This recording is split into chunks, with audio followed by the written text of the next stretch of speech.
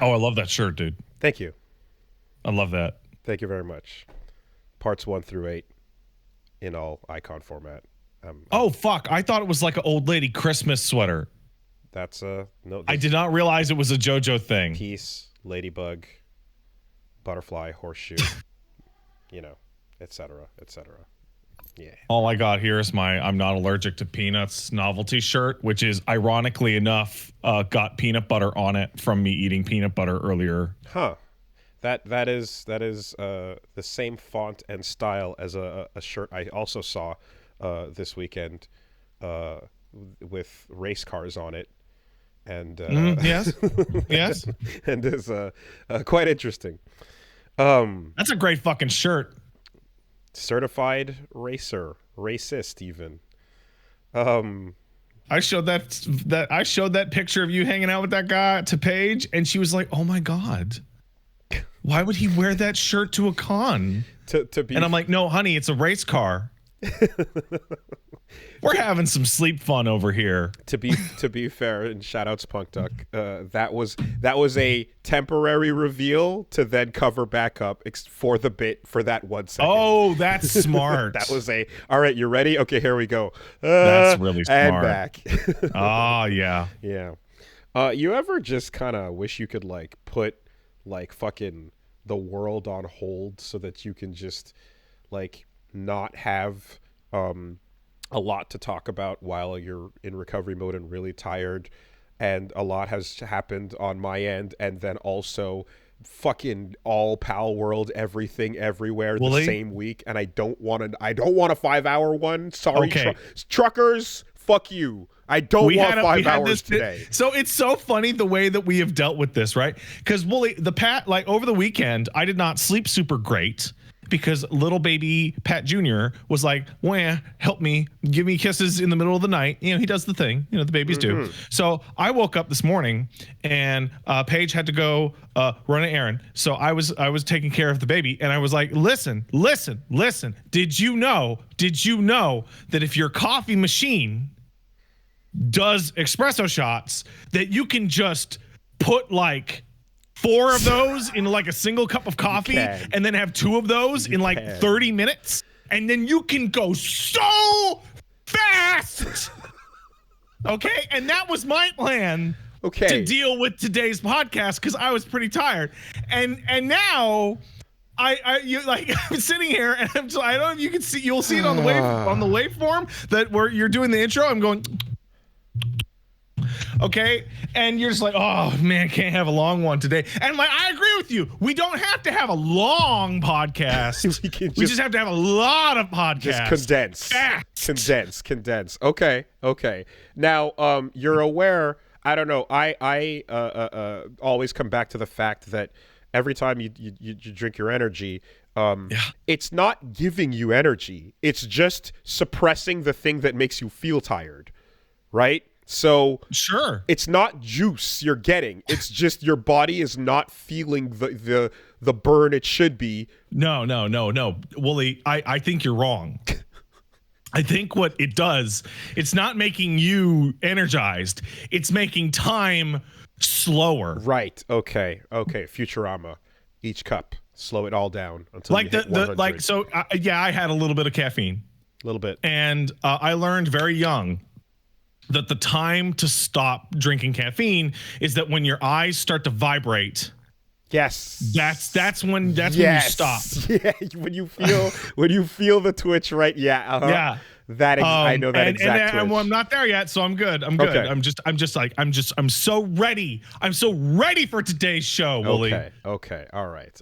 Well, then let me take the baton, because I wanted to, in the middle of all of this bullshit and such, like just boot Palworld and touch it. But you didn't. I couldn't. That's okay. That's fine. I tried to get it in there, but that just means there's more Palworld for next week. In my case, probably tomorrow, really. Yeah. Gotta do it. But fine. That will be. You'll have to just break it all down. Now I got this. I've been doing the research. And to be fair, Gene was simultaneously like covering that and IRL at the same time. So he told me, because we were chatting about Palworld like late at night, and he was like, dude, I must look insane because I just ran up to Wooly in a crowd and started yelling about Palworld. He's on top of it. To be fair, Gene Park is fucking doing it. He's doing his job while also living in the real world. Like he's running like if you're seeing like, you know, you look on someone like that's really busy online and you're like, oh shit, okay, that's what they're spending their time on. And he's like, no, he's multitasking. Both are happening. He's passing the puck in this TWEWY adventure. So yeah, MagFest. How was MagFest? MagFest was really fun. I am back from that, and you know, I mean, it's the MagFest is great, and it's always fun to run into like all the friendly faces and see folks that I don't get to see very often, and meet some new people as well. Very cool. And I guess the highlights reel is the best way to do it, because again, like there's obviously a bunch that can go here, but this time around, I feel like Reggie got a really good vibe and enjoyed himself going into last year.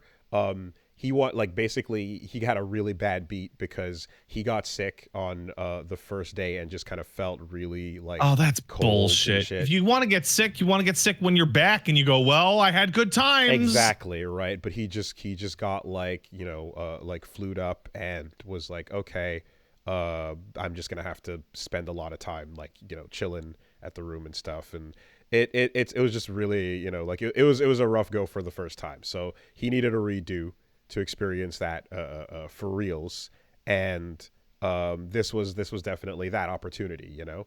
So participated in the Street Fighter tournament, and then in the Strive tournament and such. Usually, like I said, I don't like to do Kron tournaments because I'm not in that mode. There's too much going on, and I don't want to hold up a bracket. I don't want to be that person, you know, if stuff's going on. But in this case, like he did really well at like Holiday Matsuri. So this time around, he entered, got second in Street Fighter, did fucking phenomenal in that bracket. I choked immediately to someone that made top 8 because that's how that goes. Yeah! You know, that's like you're the 9th, buddy. And then that means you're 9th. That's how the math works. However the math works. And in Strive, we both won our first match and then had to face each other, and that's always amazing. Yeah. I love this. Like, get on a plane and fly to another country just to fight the same motherfucker, you know, as always. So all right, sure. You know, and that, but it was very cool, and it was nice to just kind of do that for a little bit. But at the same time, I'm always just like, there's 15 other things going on. There's shit I want to check out. Well, there's always. So I definitely like, even though I'm like your fucking fighting game tournament promotion person, I'm also like, this is the last situation I kind of want to sit down and do this in, because I want to focus and play. And, well, it's kind of like not be all aside over from the the novelty, do you want to fly all the way to Japan to go eat at McDonald's? A little bit of that. But you have fighting games at home. Literally, yes, exactly. But but kudos, because like, I mean, again, Reggie had a fucking great run and killed it. A lot of fun there. I in previous years I've gotten like the t-shirt and stuff like that. This time around I was like, okay, let me just go in for like the collectible badge thing, and you get all that stuff, including like a fucking Always Sunny Franklin Reynolds Daki Makara, like, you know, like the like wild collector's items and stuff. But in particular, I wanted to call attention to the swag, which is Swag? It is a swag badge that you get. I've seen these in the past where it's like you get it and it lights up and is like you know, like a kind of like a little badge that you can like put little lighting configurations on and it'll glow and do stuff. And I'm like, oh, that's always cool and stuff. But the fucking thing, I never actually really took a second to look and figure out what this actually was besides just lights. And it's a little console The controller. tiny little baby console. There's a screen on it, and on this screen, there's a touchpad. There's 2 buttons and a D-pad, start and select. And this screen is displaying. You have literally like 13 or you have different modes. You have games on it. You've got music. You've got like a chiptunes maker where you can just make chiptunes music on it. It's fucking crazy. Seems like a lot. It's incredible, right? And you get it. I think it was like with the like the $100 badge tier or so. And it also has a USB port so that you can use it as a PC or Switch controller. So it doubles as a gamepad for. Did you get that? Is that the badge from MagFest? It's the MagFest badge they give you when you get the there's like the two, there's like the basic tier, and then there's the $100, and then there's the crazy one. But it's like, yeah, you get it at that one, and it's like it's literally a fucking controller. Can it run Doom? Yes, absolutely, 100%. Because like right now, the games that it has are like fake Metroid kind of things, because it's like it's Magtroid. So you're running a like Wolfenstein or Doom-esque like first-person shooter, but you're like also like Metroid priming it, and you can like shoot and lock on and do all that shit. So notable fucking amazing piece of random merch that you get with your shit, and now that I actually know what those glowing lights are and shit, that's super worth it. And then the other thing is, of course, there's the indies room, which has a bunch of cool stuff worth checking out that I'm always like, okay, let's take a time. Just like you have to go through the dealers, you got to go through the indies, see what they got, see what's going on, you know. So saw a couple things there that I wanted to talk about. Okay, there's up first. There's a game that was called Mindwave. It is straight up WarioWare on PC. Okay.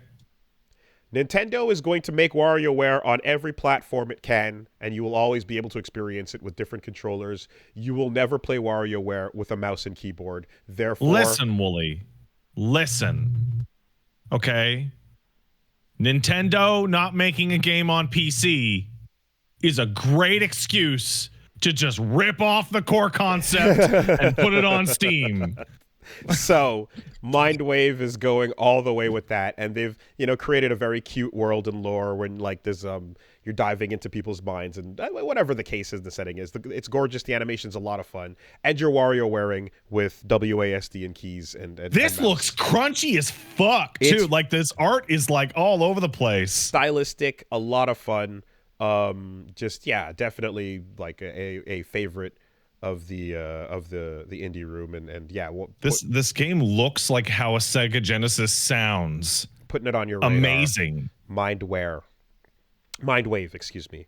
I didn't feel like putting the headphones on, so I missed out on some music otherwise, but wouldn't fucking do that. So I wouldn't put on a fucking headphone set at any event ever. So yeah, there you go. but definitely want people to know about that. And then there's what's always fun too is they've got the like installation, half art installation, half game setups. So the in previous events I talked about like the 1,000 button fighting game and all those wacky things. This time around they had a game called Dodecimation, which is Christ, that's hard to type. It is a dodecahedron with mirrors inside, and a one-way mirror facing all the way inside, so you can see from the outside, and it's reflecting when you're looking inside. In between all the if you've got you've got your surfaces, and then you've got your splines in between. There are 2 controllers hooked up that control lights that are traveling along those, and what you have to essentially do is battle each other to circle more polygons, if you would, to get more powerful and circle things faster, and you have to take over the whole shape.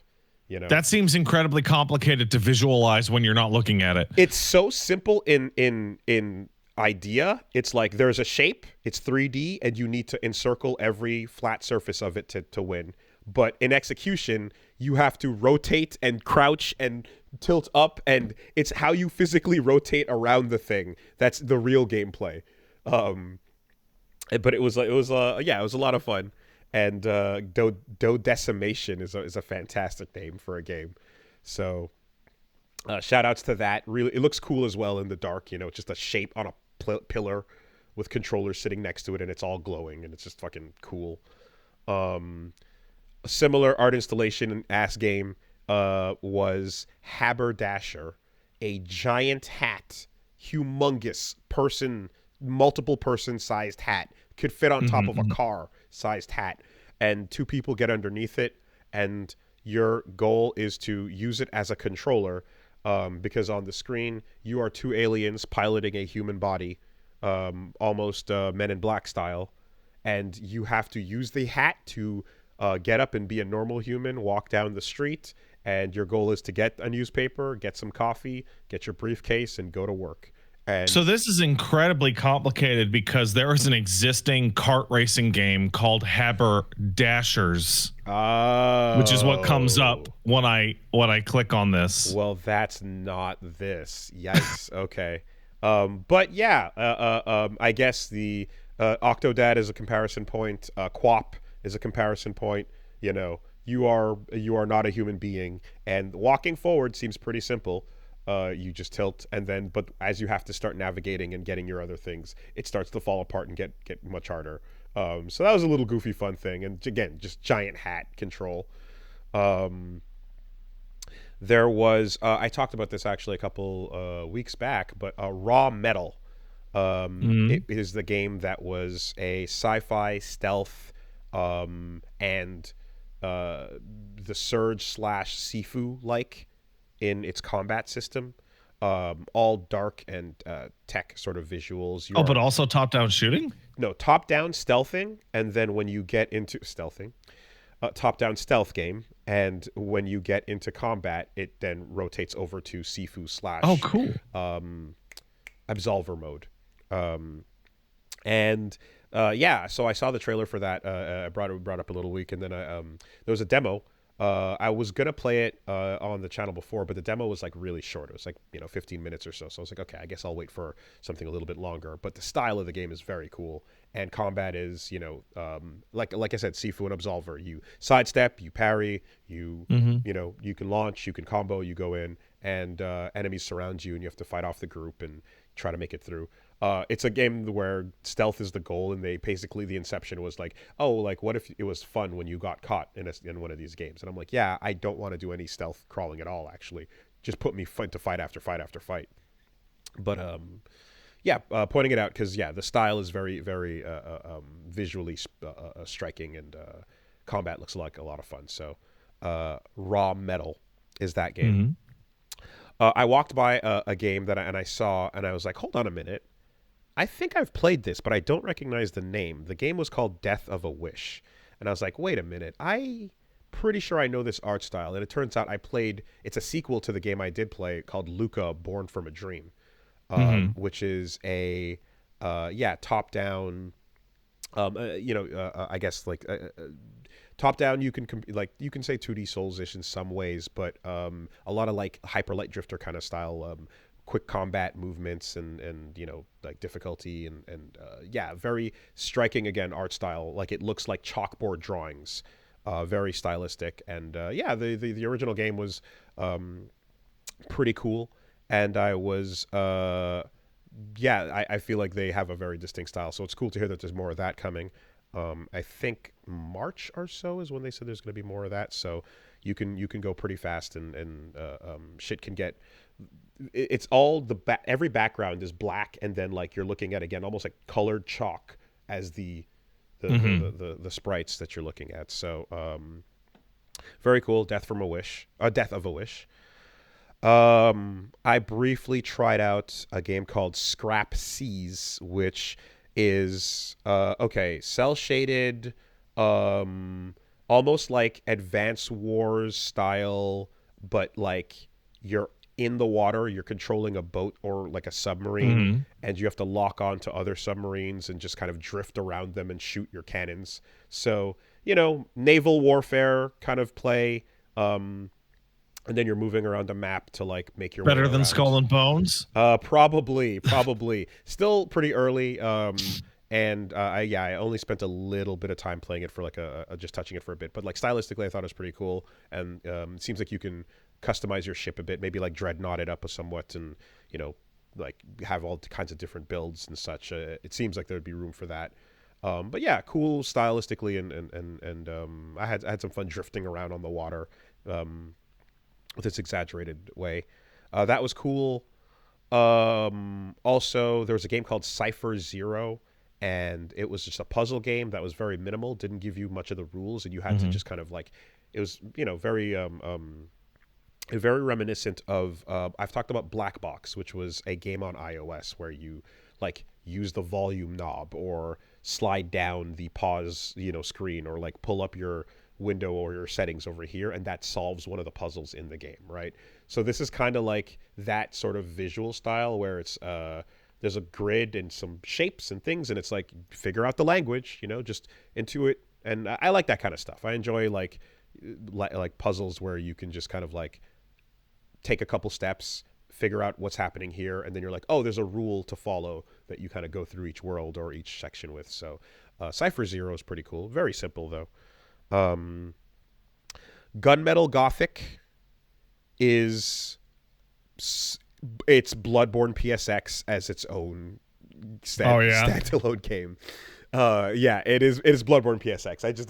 The name. Pardon. Oh fuck! It sure is. Holy shit! The name, the levels, the style, the words that are used in the title imply the exact visuals you are getting. More gun though. More gun, less sword and transformation trick weapon, but you are very much playing someone else doing a Bloodborne PSX style thing.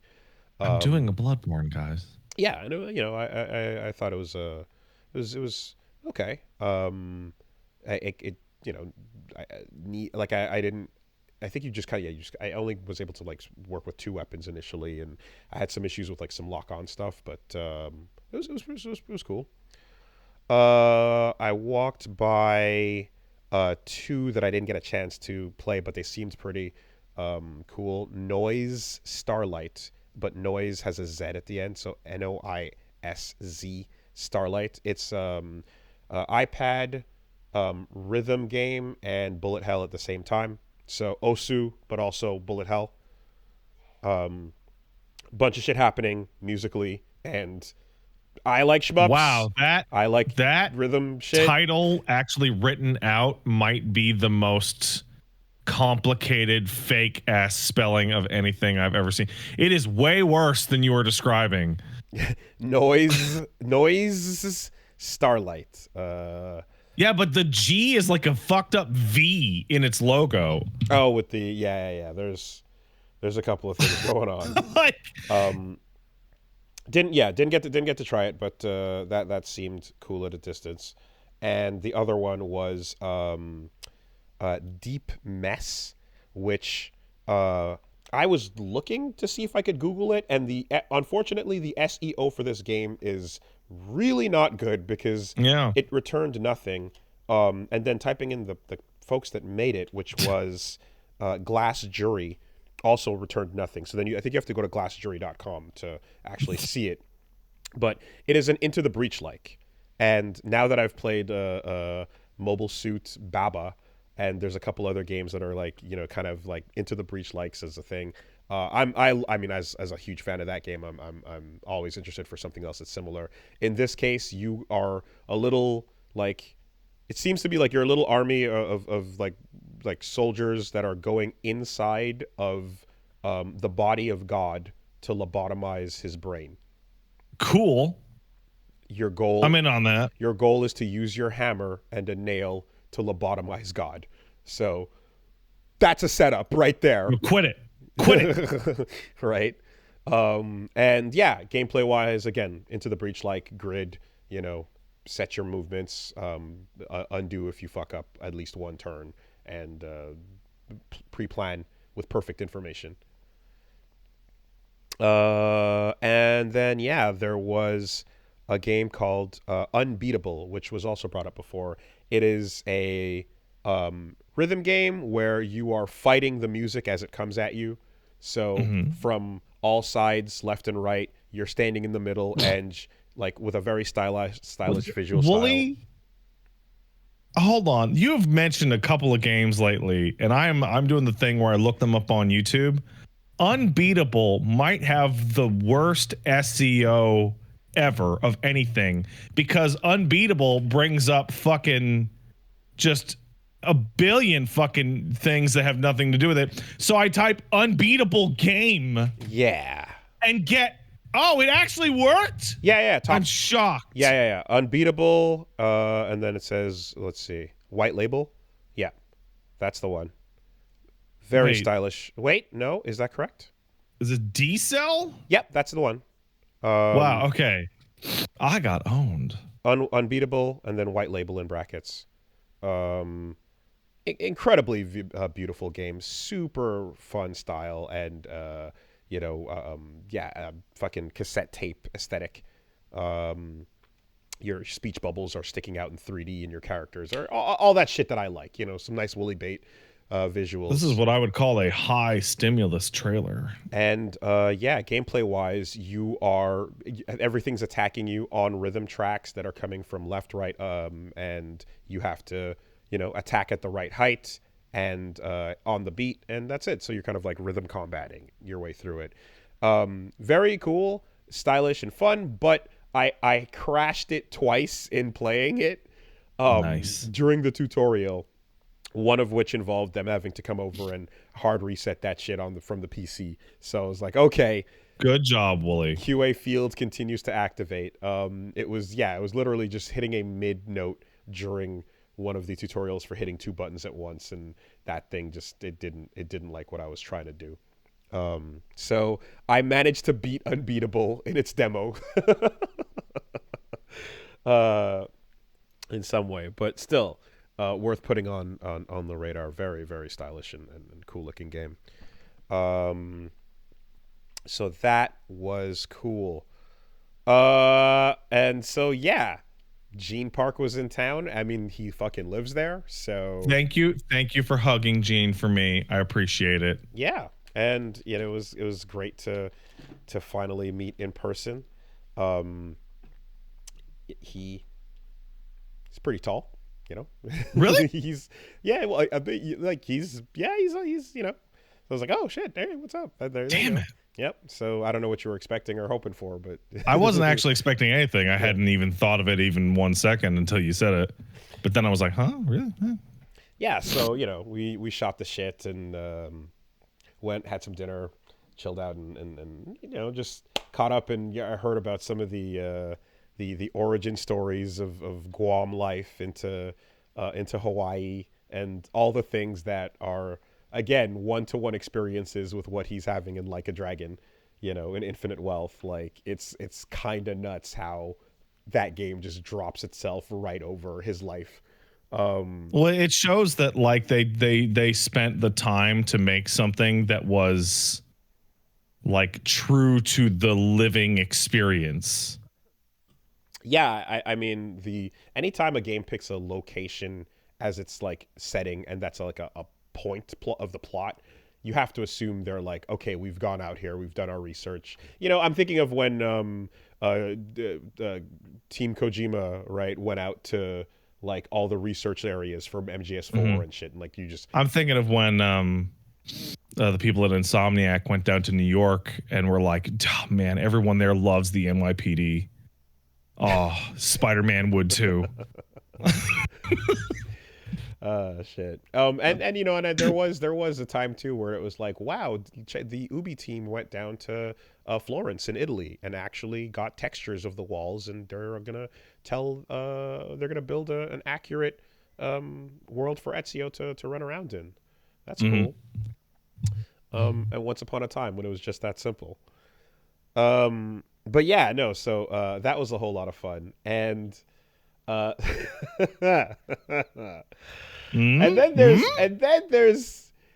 there's just like, all right, there's events that occur Oh yes, yes. Mm. You got wind. You got wind No, of okay. no, but you went to a convention. Yeah, yeah. And then there's events that occur like for the podcast. Yes. So Gene is like, hey, we're making plans or whatever, and he's like, hey, so yeah, we should go grab a bite. I know a place actually got invited to. We can go check it out. About an hour away, there's a strip club. Yeah.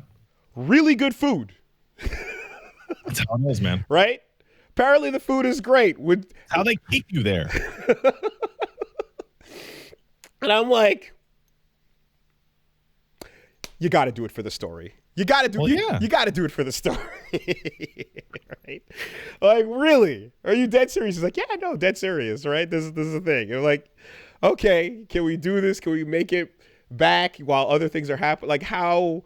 And yeah, the timing could be a little. Timing can be a little iffy. So, unfortunately, weren't able to make that happen on the Friday or so. But we said, all right, fuck it, for the bit. Sunday we'll go, and well, I don't think you need to get decent food and look at titties for a bit. I think a lot of people just do that. They certainly do, but again, especially like to drive an hour out for it, and it's just like, hey, first impression, nice to meet you for reals and offline. I'm Gene. Want to go to a strip club? I hear they got great eats.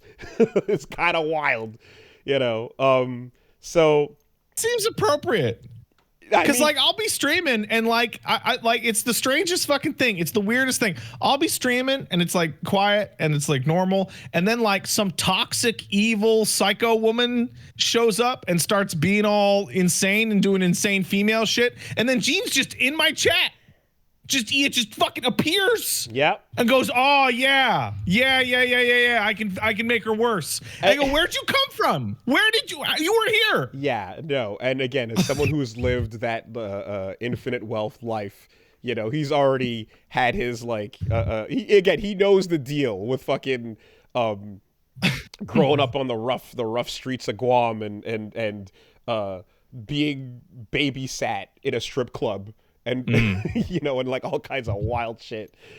So basically by Sunday it's like, all right, that'll be a little bit after things start to calm down, and we amass a little group. So with Eyepatch Wolf, Little V, Foxcade, Oni, and Jill and Punch Mom and stuff. We head on down. And like Gene's like spoken to the dude in charge, the manager or whatever, and he's like set up a table and everything, and it's all like right in the front, and whatever, like priority seating and shit. And we're just like, all right, fuck it, let's go. And so we line it up, and I knew a guy. He knew, and Gene, there you go, right?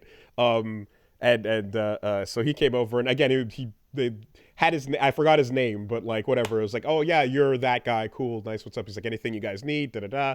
And we sit down, we do our thing. It just happens to lay out in a formation right in front of the pole of the main stage. That is basically just the Last Supper, and okay. And of course, he's dead center. So Gene is now Strip Club Jesus. Right. And like leaning over, talking, whatever. We order up, we do our thing, and it's how was the food? You know what? It was pretty all right. It wasn't bad. I was expecting a bar like with because when I think of strip club food, I think of like a pub food. No. I think of what I've heard, which is like a buffet table. And like a salad bar, right? And like that's the type of imagery I get of like you walk around a little with your little tray and scoop some stuff into your plate and go back and sit down. That wild shit. And that's not what happened, They brought out some proper plates. Gene got like a personal pizza, and they made it extra big because it was like, hey, what's up? Thank you for coming, yada yada. It was like I was like, okay, this is solid. half considered. I was looking at it. I was like, yeah, like I saw a shrimp cocktail on the list, and I was like, I'm kind of in the mood for a shrimp. I'm not gonna get a fucking shrimp cocktail. I think let's keep it sane. I'm just, if I get sick, I have no one to blame but me for getting seafood out in a fucking DC strip club in the wild, right? But Wooly, watched you eat old cake off of a fucking like table, literally of a fucking bureau. Literally a few hours, not a big deal. Hyper over exaggerated story for the bit. But Wooly, there were like 5 other people in that room, and they have all told that story the same. Hyper exaggerated. Nonetheless, in this case, I'm like, seafood is a dice roll, and I've had seafood. I've had a shrimp salad thing from like a food court that I liked that got me fucked up for a couple days. So even under the best conditions, it's like, all right, you're taking a chance. I'm just like, you know what? Let's just keep it safe. Why tempt fate, especially when I'm not at home, right? Where worst comes to worst, I don't want to be fucking shitting my ass out in a hotel bathroom and then for the rest of this, whatever experience. Isn't that part of the experience? And then on a plane and then in transit, et cetera, et cetera. Like, so, I got a nice mushroom Swiss burger. I can't complain. That sounds nice. It was quite nice. So like, no surprise to anyone. Would you be surprised if I were to tell you that like Reggie's a natural and just gets up and is like in his element with a pizza slice, tossing his bills out, doing it, and it just like looks like not missing a beat. Like, oh yeah. Okay, regular. He knows what's going on. Just like super well adjusted. I'll tell you what, man, I don't know Reggie that well. So like I'm getting a lot via osmosis.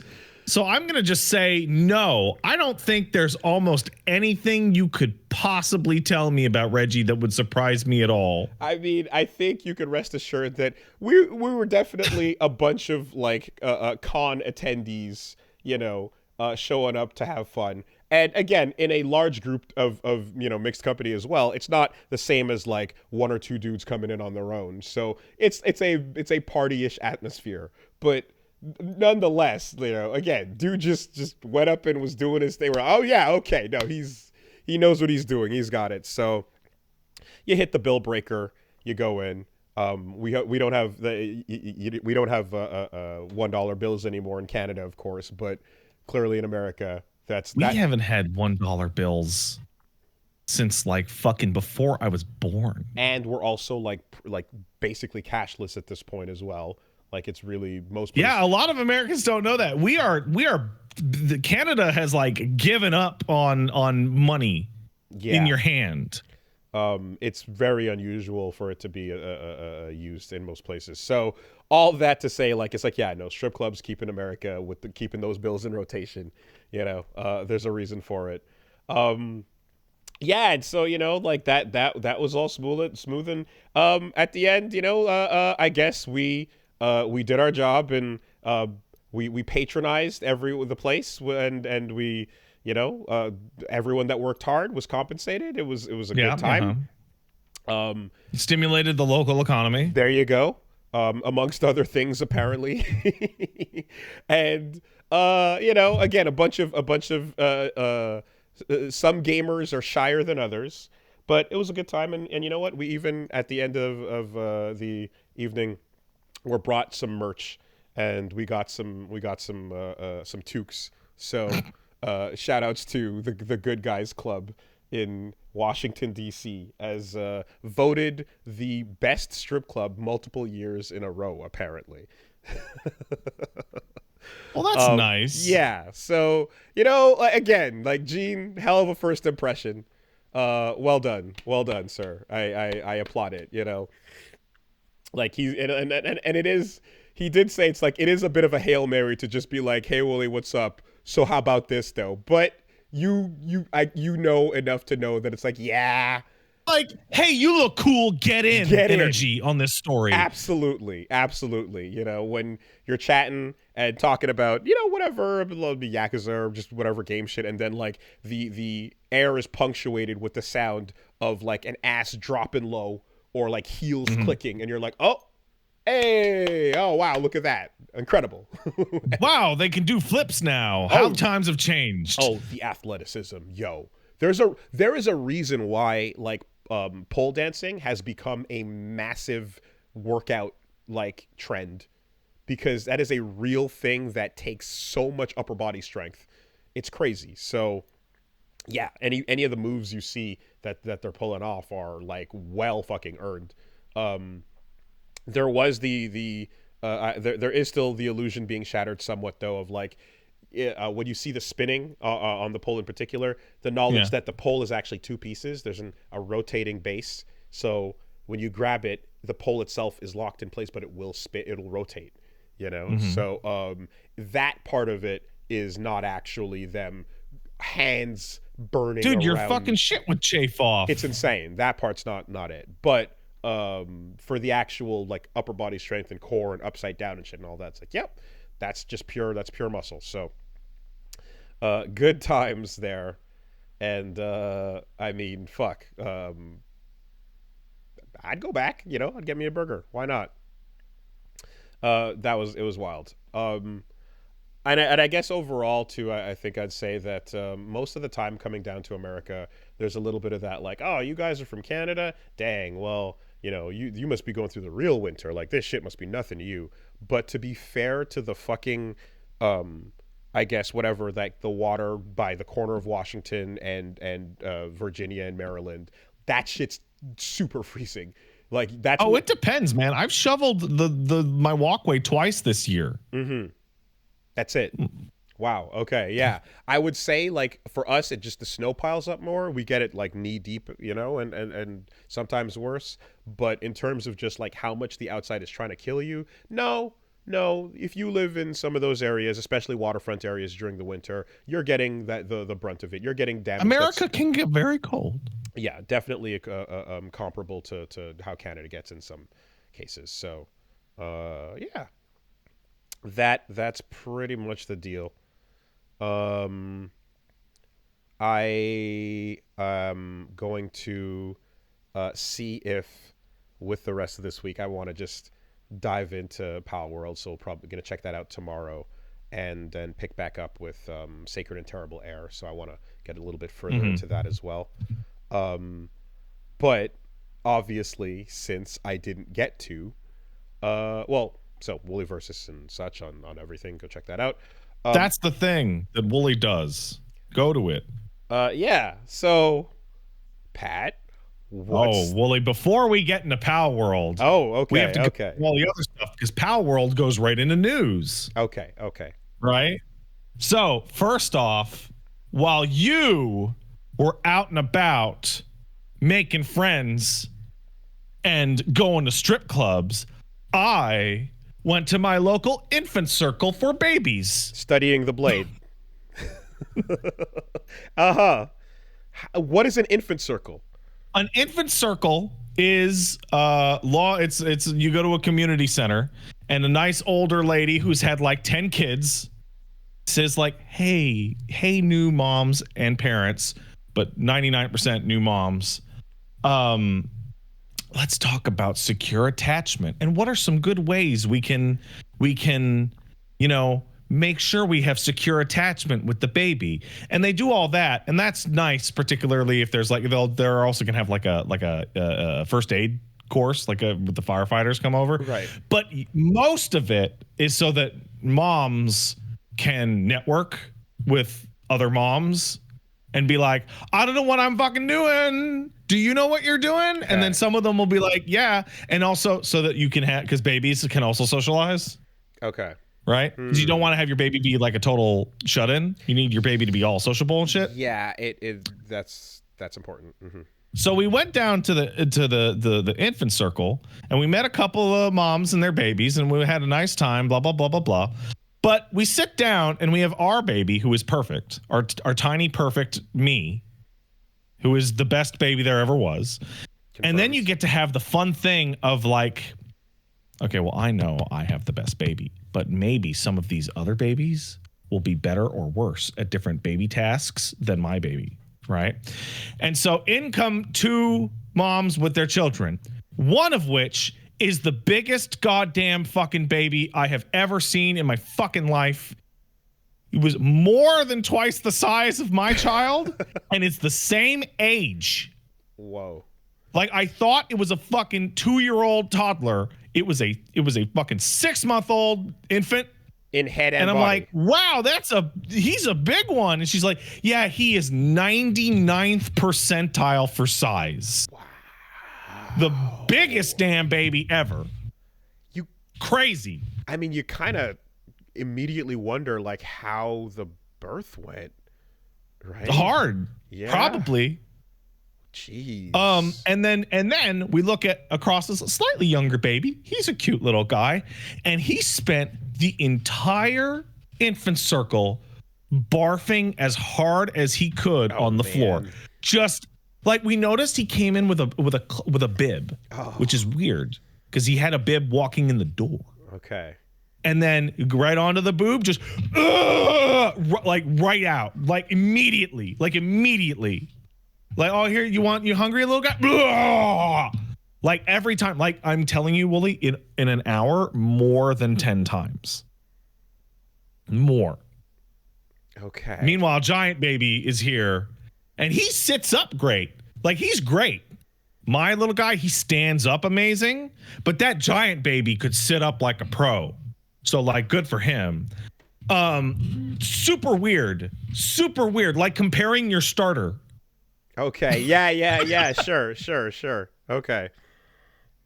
And then you walk away going like, yeah, those babies had some stuff, but this one though, you got the good. This one's gonna go be a doctor. You've got the S. You've got the S tier. Let's see what the other A tiers are gonna be. Yeah, let's see what he's gonna be working with when he's older.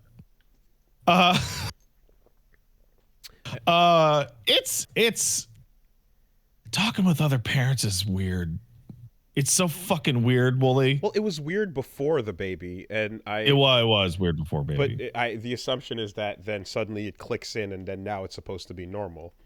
Yeah, and then just like you have this weird thing where you're chatting and they're like, hey, what are you doing for the child to help their development?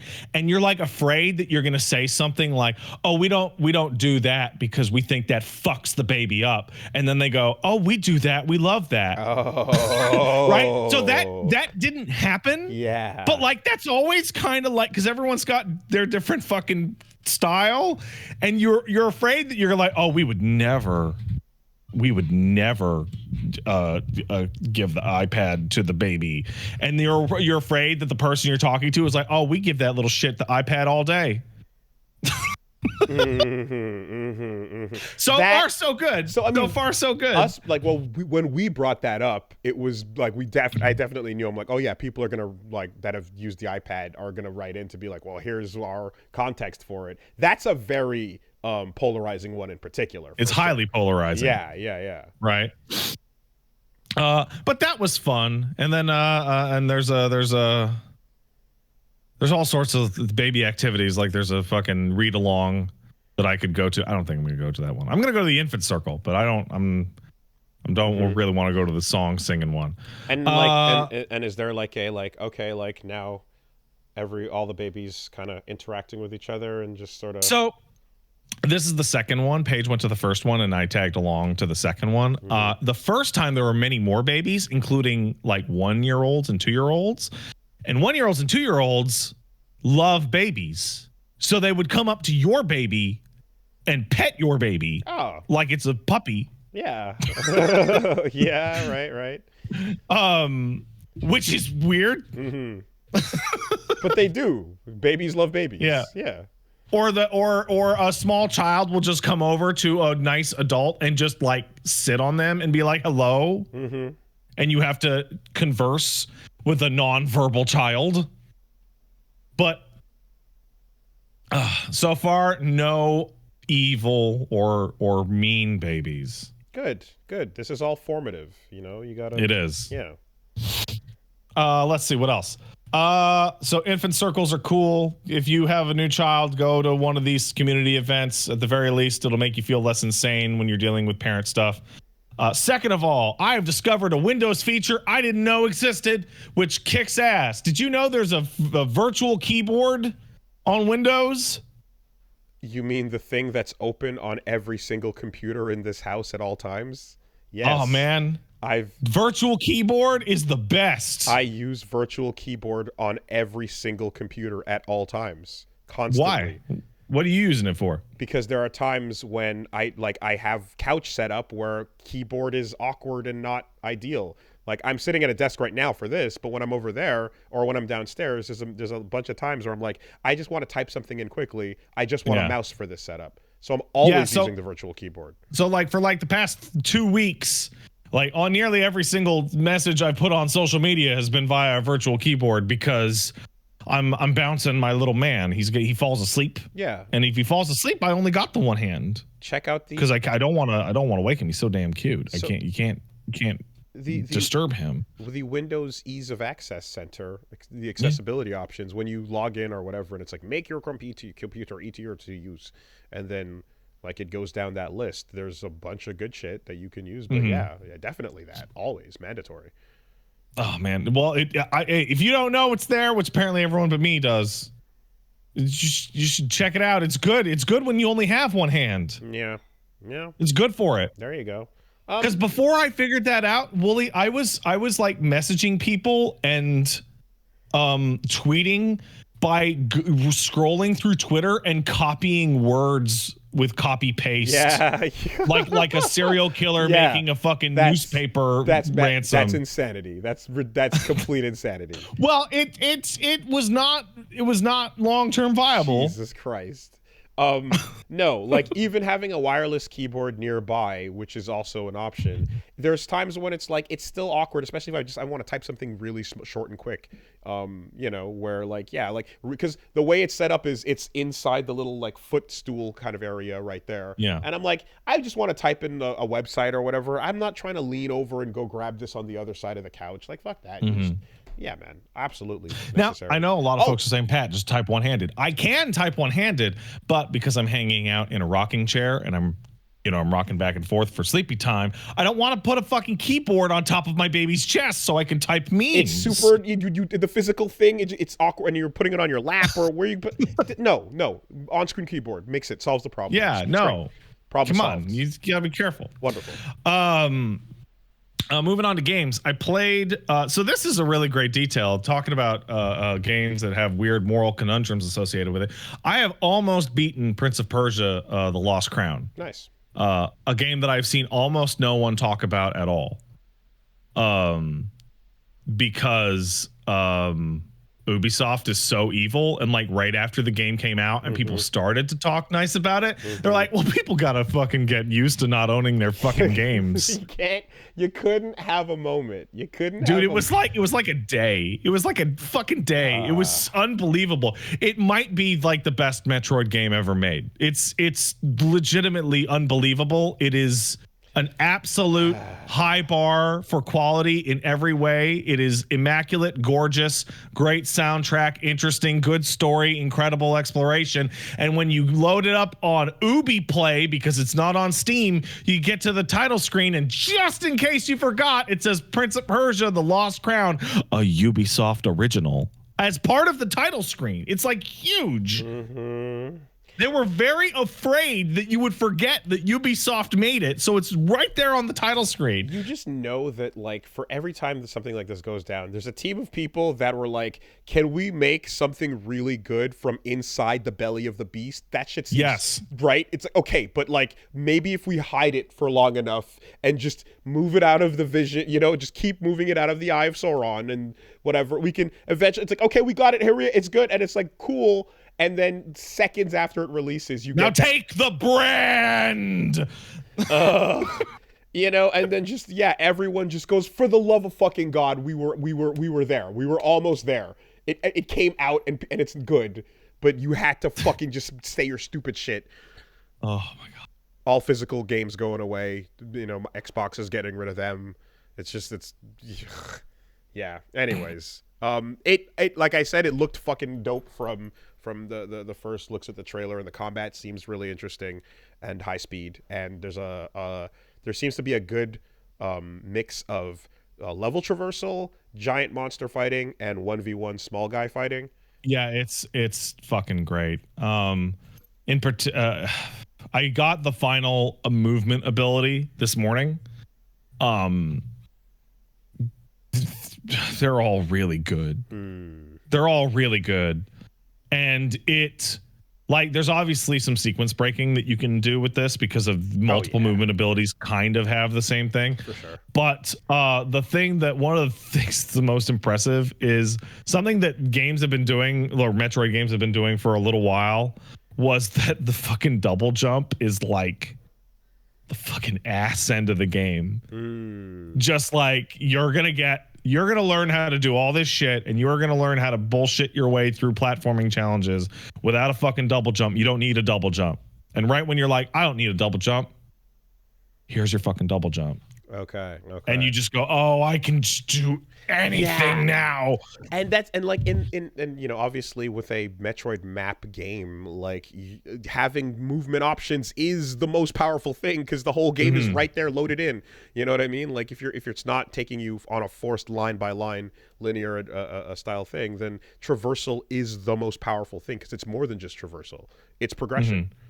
Yeah.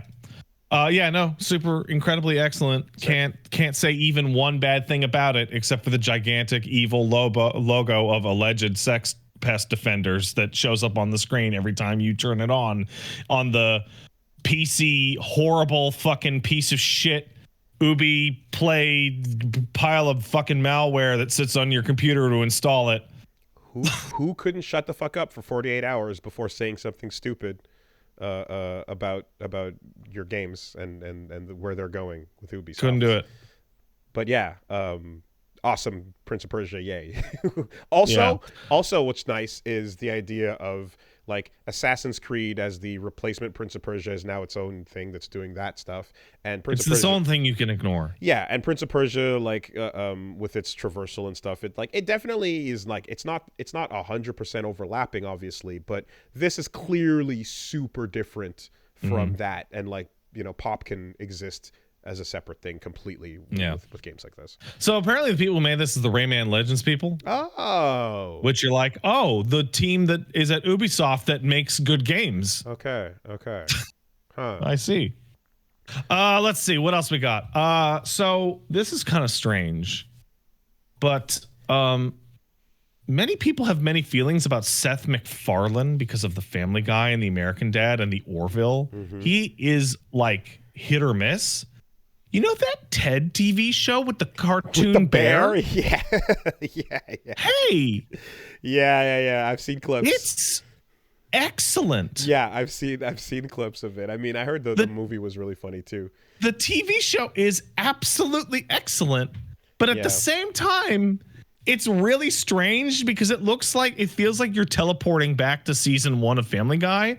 But Seth has a rule in that he is not allowed to do cutaway gags. So he just does a cutaway gag where it doesn't cut away. It just Instead, takes place. Someone's just saying it. Okay. And leaving your imagination to fill in the blanks. Yeah. I saw the bit. The bit I saw was like, oh yeah, there used to be like an Indian kid in our class until they got him. And then they're like, wait, what do you mean they got him? It's like, anyway, so he used to share his Dunkaroos. He was a really good kid. I liked him. Like, what do you mean they got him? What does that mean? Like, you know. Anyway, I think so. That clip was going around. That's the first episode. That is a really, really good example of the like what, like just dig in comedy that it's really fantastic. Yeah. Again, apparently the movie was similarly solid. Just, you know, never caught it, but yeah. And last but not least, this week I played a tiny indie game from the tiniest sad little indie dev called Palworld. And fucking 4 million. 4? 6 now? 6 now. As of this morning. 4 days, #1 everything. all everyone ever wanted was Pokemon with guns. So this is the most complicated game release discussion I think we have ever had on this show, because Palworld is divisive. So Palworld has touched on many different topics for a wide multitude of reasons. So for starters, I think what seems to be the general consensus I've seen, again, I'm airport scrolling to catch what I can. Yeah. There's so goddamn much. But a lot of people are saying, yo, the loop of the game is pretty fun. It's a fun game to play, and it works just as at a base level of what it's. So let's actually start there. We'll talk about the discourse on the second part, but let's actually describe the game first. So I've played the game for about 10 hours. I know Gene's played a good bit more, and I have a bunch of friends who are playing it. So the first thing that is of note is that the game is stable, runs smooth, has minimal bugs, and has controls that work accurately. For an early access game, it is coming out swinging. It is pretty solid right off the bat. I'm surprised from a purely technical perspective. Surprised to hear minimal bugs, because it looks like it should be a jank fest. It sure fucking does. Yeah. It really does. So as comparison, the only game I can think of that I played in early access that was more stable was Hades. Ooh. Okay, big praise. Like Baldur's Gate 3 retail release was way more fucked up than this thing's early access release.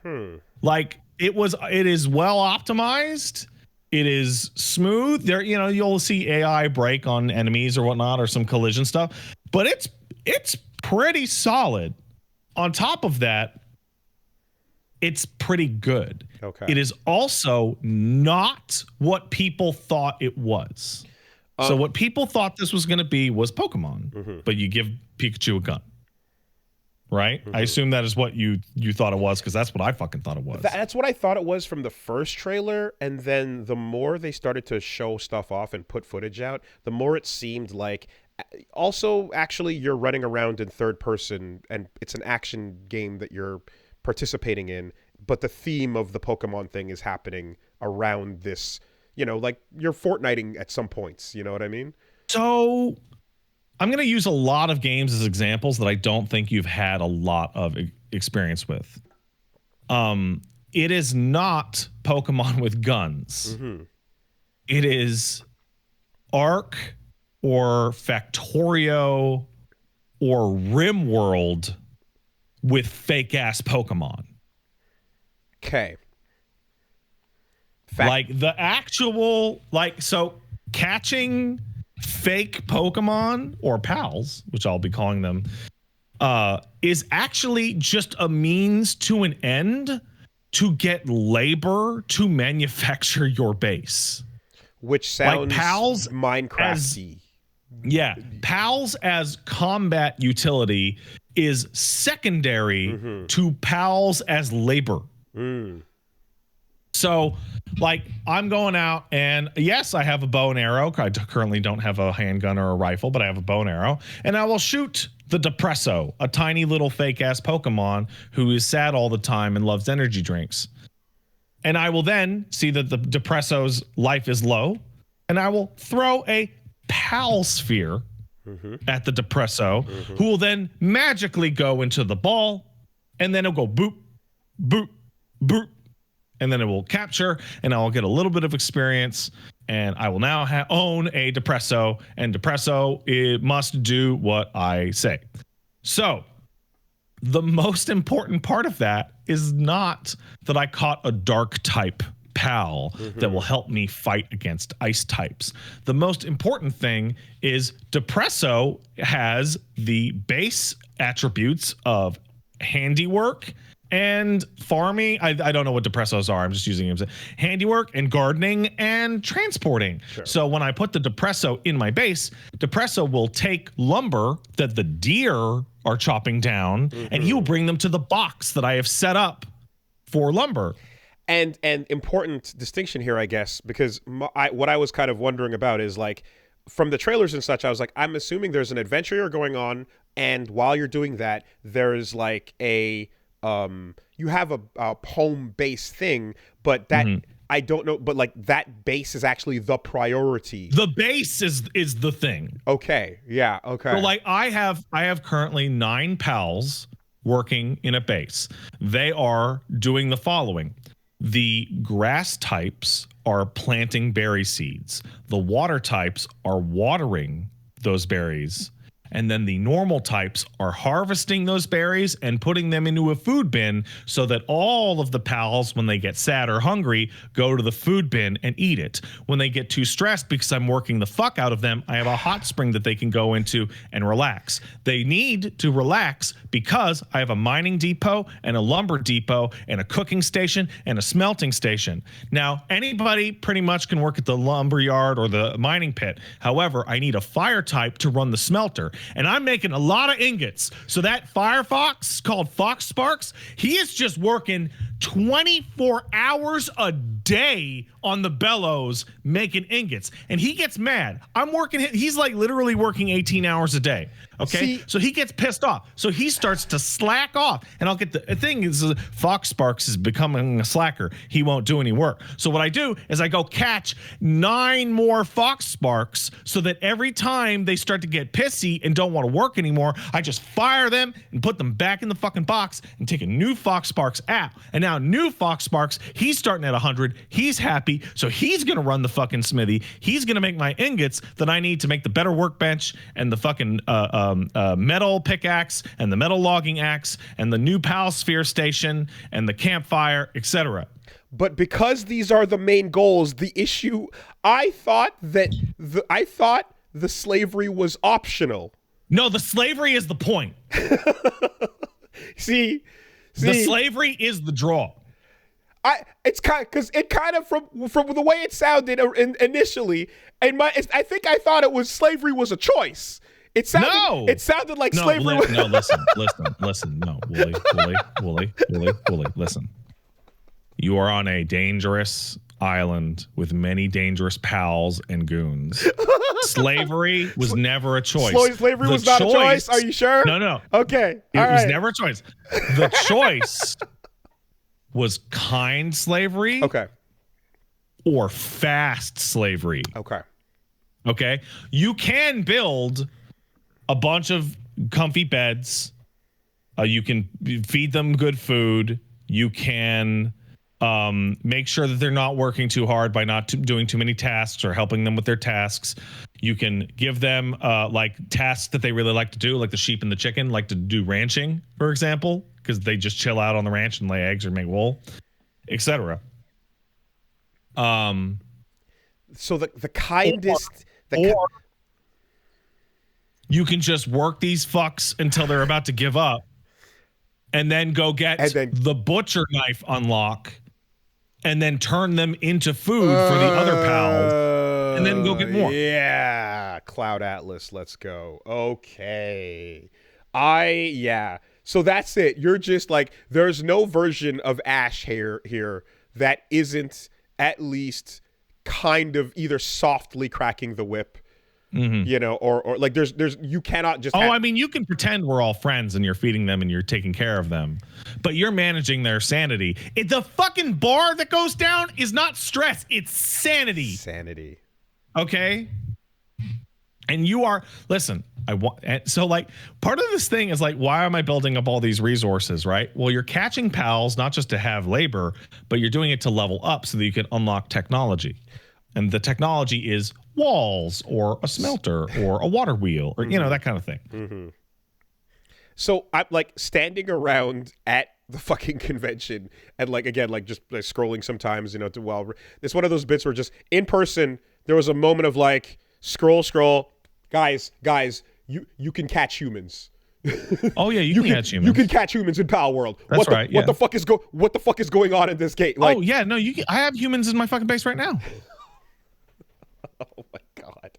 No, here's the thing. Here's what really matters. And they have the same metrics and Oh, absolutely. Here's the thing. See, PALs back in the day, they were humans, and at some point there was an evolutionary split, which is why the PAL sphere that works on PALs also works on people. I see. But also, once you put a human into the PAL sphere, they are yours. You own them. They will do whatever you tell them. Clearly. Until they get uppity. So, Gene also explained that like beyond the like onboarding process, there's a little onboarding story sequence you go through. And that'll give you like goals in the upper right. That's like maybe build a base. But there's no real continuing like plot per se. No, it's just dropped like, hey, you're building it up. You're building it up, and there's these towers that have bosses, and there's some big, super strong monsters around. It's very free form. It's very, very open. So any commentary that you would derive from the mechanics of this game is self-derived, and there's no character, there's no cutscenes or specific goals. Listen, the game is about fake ass Pokemon, and the question is, would it be really funny if you had fake Pikachu with an AK-47, but then you put him to work in the mines and gave him, quote, suspicious liquid so that he works faster at the cost of his sanity. And then when he's exhausted, you butcher him for his friends to eat and just go get a new fake Pikachu. Okay. All right. So, uppity was the word used on the board here. Yes. Yeah, I would say that's accurate. That's one descriptive. Because like I get the fucking so Wooly, I'll have the right now my bane is Fox Sparks because Fox Sparks, all the ones I caught aren't good workers. So they'll just breathe fire and they'll light up the campfire and they'll light up the torches, and then I get that red slacker prompt, and then I just kill them and feed them to the rest and new Fox Spark on the board. Do they ever try to get away? And do you ever have to go? No, they're basically brainwashed the instant they go in that fucking sphere. Okay. Are there they have no free will anymore. Okay. Are there those? There are those that work the fields, and then there are those that work. Yes, currently the water and grass types and the normal types work the fields. Yes, ostensibly, it's called a plantation, Wooly. Not the berry plantation. One of the first upgrades that you get. It is a berry plantation. Okay. All right. And listen, you could put their beds anywhere, but you don't want to put them in your house, and you don't want to put the crafting stuff inside your house because you don't want any of the pals getting their disgusting pal juice on your fucking nice floor. I am being defeated because I'm trying to use my powers to place things in the awkward place they should go in. It doesn't work on this only one. To turn and find that you're already there. Yeah, no, we're already there, man. It's all in here. What do you mean? What am I supposed to do? I don't know. You'll just have to be awkward like the rest of us. It's actually called a plantation. Oh yeah, it's a berry plantation. Jesus Christ. It's part of the tutorial. It's part of the tutorial. Well, fuck. All right. As people in the chat are saying there's no subtext to this game. It is all text. It is text. It is straight up text. Yeah, I have no powers here.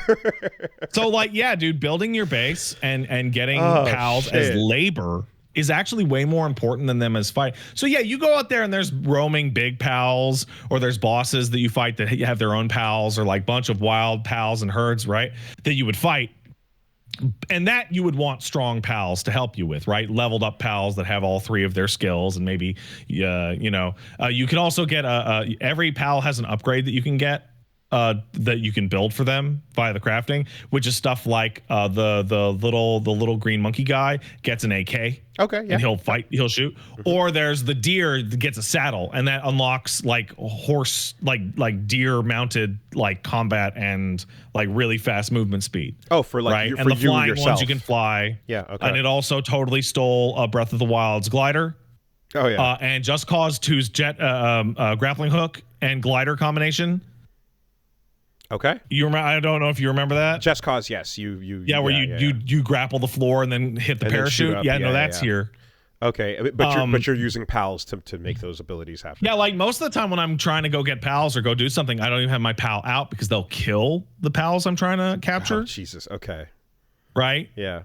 So I want it as labor. And the part about the game that I feel relatively few people are talking about because of the absolutely absurd nature of its concept and all the drama is that the reason why people are so attached to this game is that the base building is simple, clear, interesting, and works really, really well.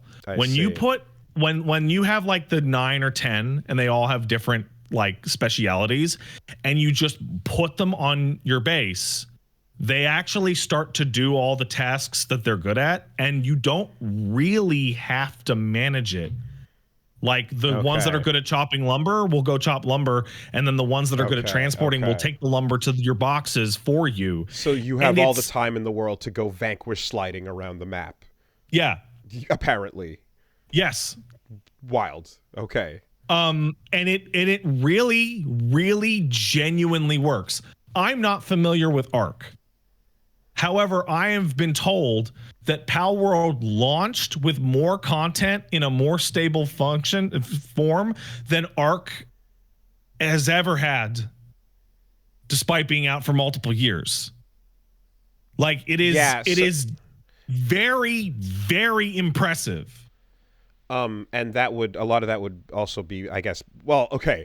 I would assume that it's like, oh, well, they must have built up their experience from the previous game. Is what you would assume. What was it called? Craftopia, right?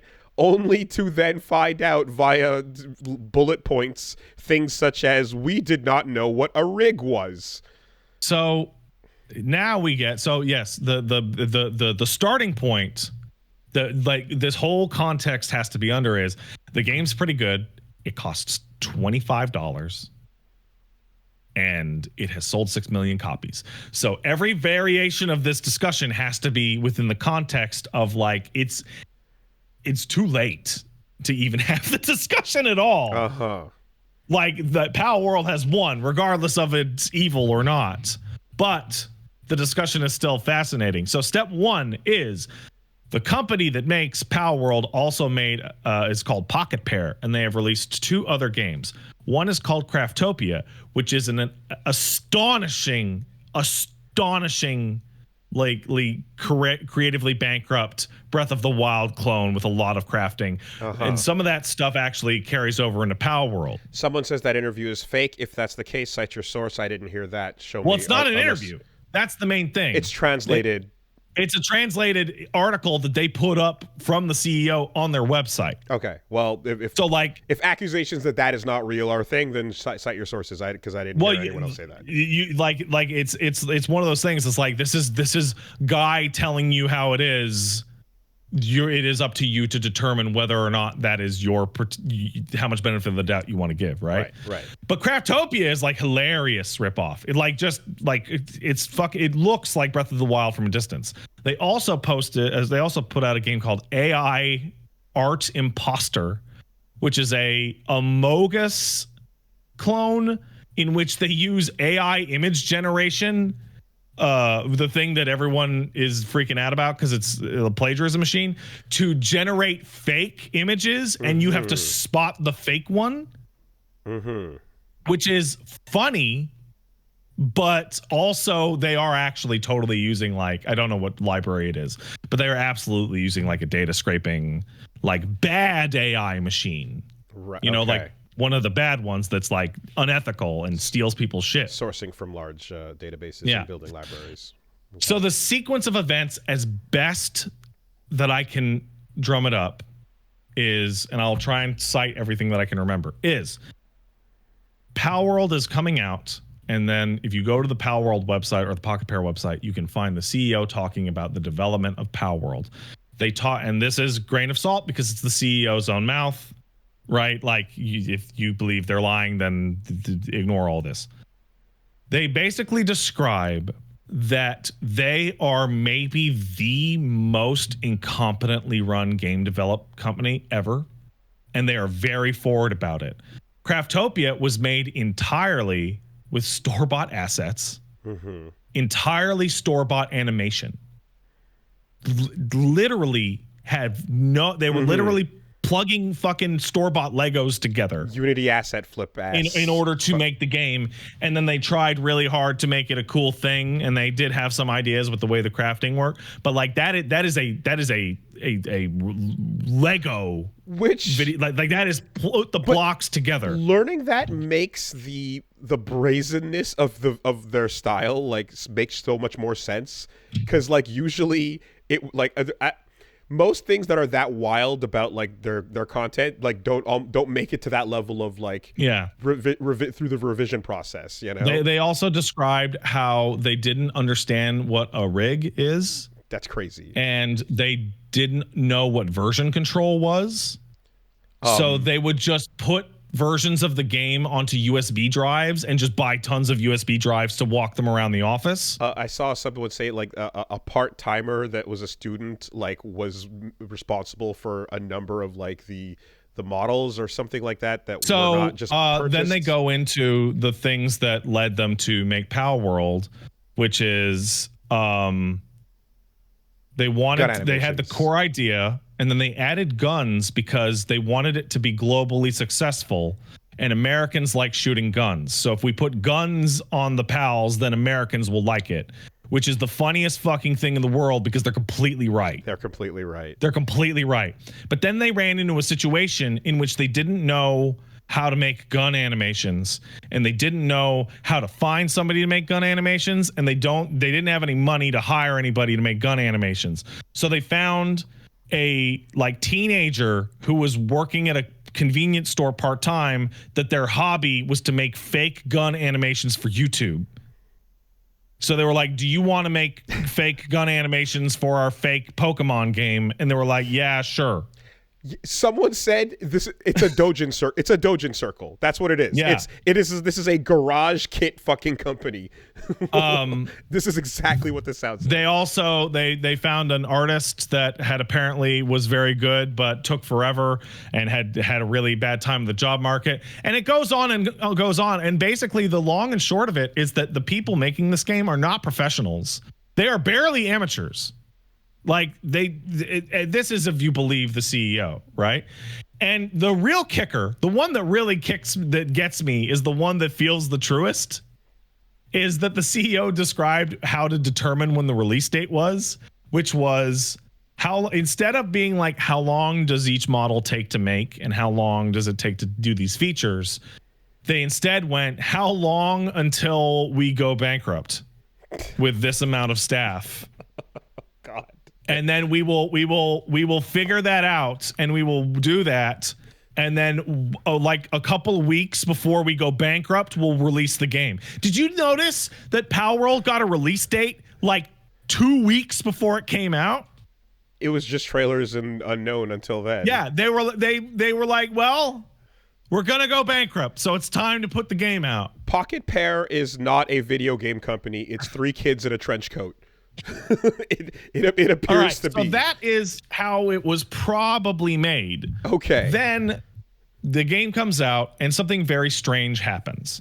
So people started to get really, really angry at it being like just a ripoff, because it is. It's a parody that's like change my homework so it looks different, right? With the Pokemon, like they look so fucking Pokemon. It's so fucking fake mon shit. It's hilarious. So this is where like you know, Gene comes over and legit asks the question, and it's like, hey, so the fucking wildness of that shit and the Pokemon rips and all of that.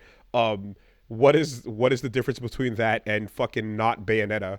And Bayonetta on the Vampire Survivors, and I'm looking at him like, Gene, I don't know. Okay, so we'll get there. There's so much, Wooly. I had to read so much and talk to so many people. So the first thing that happened is the confusion over it had already sold 2 million copies by the time people started to get really mad, right? That it was like a straight ripoff, right? And the reason why, because usually when a game comes out and you think the game is immoral, or a movie's coming out and you think the director's a fucking piece of shit, right? You build up to it, right? Like, oh, it's coming out. Fucking stay away from that piece of shit. That thing's evil, right? But that didn't happen. It had already sold fucking millions of copies before people even started to complain. And I got the feeling that the reason why is because it had been known for 3 years, right? People knew about Palworld on and off. Pokemon with guns was the gag. Yeah. People didn't think it was gonna come out. People thought it was fake. People thought it was like a scam. And so when it came out and people were playing it and telling other people to play it because it's real, suddenly this hilarious fake scam shit. Oh, wait, hold on. Wait, is this actually fake plagiarist scam shit? And thus starts the process. So step one was the CEO in the past has put out a game that uses generative immoral AI that scrapes people's data and is unethical. 2, has talked about how in the future AI would be super sick and get around all sorts of copyright laws, and human artist can be a subdivision of artist. 3, loves NFTs, and 4 is the founder of a crypto coin. Okay. So this starts the discourse that this game was made with AI or stole shit or is secretly crypto. And that gained a huge amount of traction. As it would. And we then run into the issue of, do you remember? I think I brought it up on the podcast like a month ago. Do you remember when I described people are looking at movie trailers that look like shit and saying that's AI because AI has become a synonym for trashy fake bullshit. For things that look bad. Yeah, okay. We're now at the part where it's actually become kind of a problem because people go, this fucking game was made with AI. And people go, what? Really? Yeah. How do you know that? Vibes. And I say vibes because I can quote, there is a Last of Us 2 artist who went on to social media and went, this game was nefariously made. I just know it. It's stealing something somewhere, just dev vibes. Now, the fact that the game came out and obliterated Last of Us 2 Remastered's release plans, notwithstanding, like it's actually based off of feel. And I understand because you look at something and you go, that looks like a fucking ripoff. And you can, and the guy loves AI. And there's and precedent just, based on what you were just describing. It just feels like, yeah, okay. But there's no actual no actual proof that there's AI used to make it at all. As of January 23rd, 2024, as of podcast January listener 23rd, who's listening to this. Okay, there's currently no proof of that. All right. But also, one of the issues that podcast people have been talking about is that it is a genuine disservice. So first of all, if you're an artist, I want to make this extremely clear. I don't approve of generative AI that steals people's work. I don't approve of anything that steals people's work. This AI craze with Midgard or whatever the fuck these things are called, it's all plagiarism machines and they're all bullshit and they're all a bunch of techno scams coming from the NFT crypto. Yeah, bros. you can see the list of artists that they unconsentingly grabbed it. Yeah. Glaze your art and nightshade your art, so you can poison that shit. Nightshade's a new one. It fucks up the categorization. It's really, really interesting. But it is of no use to anyone, and it harms artists by pointing at things and accusing them of being AI or some other scam when it may not be. Because, and now I'll move over did you watch the Game Awards with the Blade reveal? Yeah. Do you remember that tall, cool French black guy who's the creative lead at Lyon, working on Blade? He was in full Blade cosplay. Yeah. So his name is Dinga. I forget his last name, but because Dinga just hits, that is easy to remember. He made this really, really long thread, basically describing that people who look at Palworld and go, AI made this, have lost their fucking minds, because game dev is really hard. And the idea that AI could make all of this shit means that we're done, that it's fucking over. Like the battle has been lost. And it also does remove, and he talks a lot about the systems, and that the systems, the way they interact is really impressive from a game dev perspective. Okay. And he uses an example that is really just perfect, where he goes, is it derivative? Of course it's derivative, because it's parody. It's Pokemon, but they do drugs and shoot guns. And he used the example of Spaceballs. Spaceballs has to look like fucking Star Wars, because it's Star Wars but fucking stupid. And that led to a legal challenge from Lucasfilm back in the day. I don't know if you're aware of that, Wooly. Lucasfilm saw Spaceballs and went, you are not putting this fucking movie out. This is fucking bullshit. And Mel Brooks made a deal with them that Spaceballs could come out as long as there was no merchandise. That's why you've never seen a Spaceballs toy, and you've never seen a Spaceballs shirt, because that was part of the criteria for getting released in theaters. All merch, and that's why in the middle of Spaceballs, when you meet Yogurt, he goes on this big spiel about merchandising, where the real money from the movie is made. And he shows off the fucking Spaceballs flamethrower and the Spaceballs shirts that they're not allowed to make because of their deal with Lucasfilm. Okay. So it doesn't appear currently, as of January 23rd, that AI was used to generate any significant or any amount of the game's assets. We now move on to, well, it's so derivative, it's plagiarist.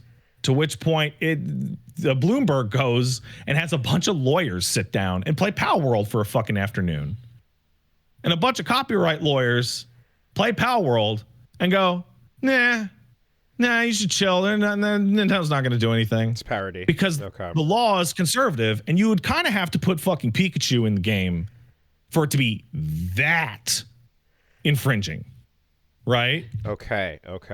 So I mean, like, well, at least as far as this step goes, don't just use that's AI as an accusation when you're trying to seeing something fake or derivative or lazy is not the same as saying it was actually AI generated. Yes, and because the other thing is like, okay, let's say you go, Palworld's a fucking AI video game, it's immoral. Okay, let's say it is.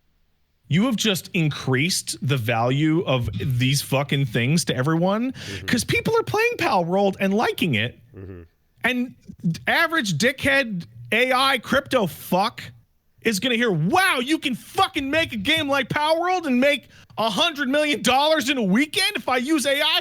Fucking sick. I better get all in on it. Like, it doesn't, like, you are making it look cool. It is like when cops in the States started to tell you if you touched fentanyl, you would just die. People went, wow, fentanyl must be really strong. I should get some of that fucking fentanyl.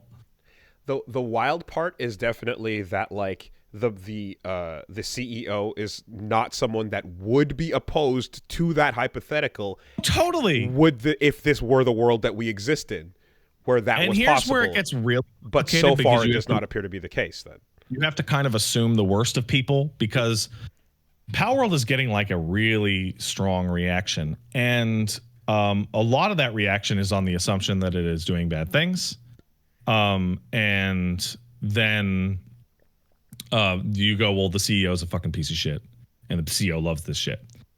And I'm like, I have not, but like, so it's like, even if Palworld doesn't have AI, well, the company loves AI, and so they're going to do AI stuff in the future with Palworld money, is like the argument. Who's excited for Dragon's Dogma and FF7 Rebirth? Companies that have fucking CEOs that love that shit. How many Street Fighter NFTs Prince of Persia do you want? That was just the prior topic, Prince of Persia, Ubisoft. We literally had multiple discussions about their Tom Clancy fucking crypto guns or whatever the fuck the things were. that they refused to back down from at least multiple quarters ago. Yeah. Now, like, obviously saying, well, everyone's evil, it doesn't matter, is like weak ass nihilistic defeatist shit that helps no one. Because like, there's no ethical consumption under capitalism is not a form of self-defense where you just get to masturbate into anything that you fucking want because, well, there's no ethical consumption, so I'm just gonna eat this baby deer coated in balut or whatever the fuck, right? In front of it, you know. Nice pull. Listen, the Irish orphan modest proposal thing went through. It's legal. There's no consumption under capitalism. Give me a Guinness. I'm gonna eat this O'Malley. It doesn't, like, it's weak, right? But at the same time, the level of scrutiny that Palworld is getting compared to games that are like releasing within like a month. Like, here's a really good example. Square Enix is putting out Foam Stars and saying Foam Stars uses AI image generation for its assets. Outright. They said that last week. I haven't seen a single fucking person in the world go, well, I'm not playing FF7 Rebirth then. I can't support that company.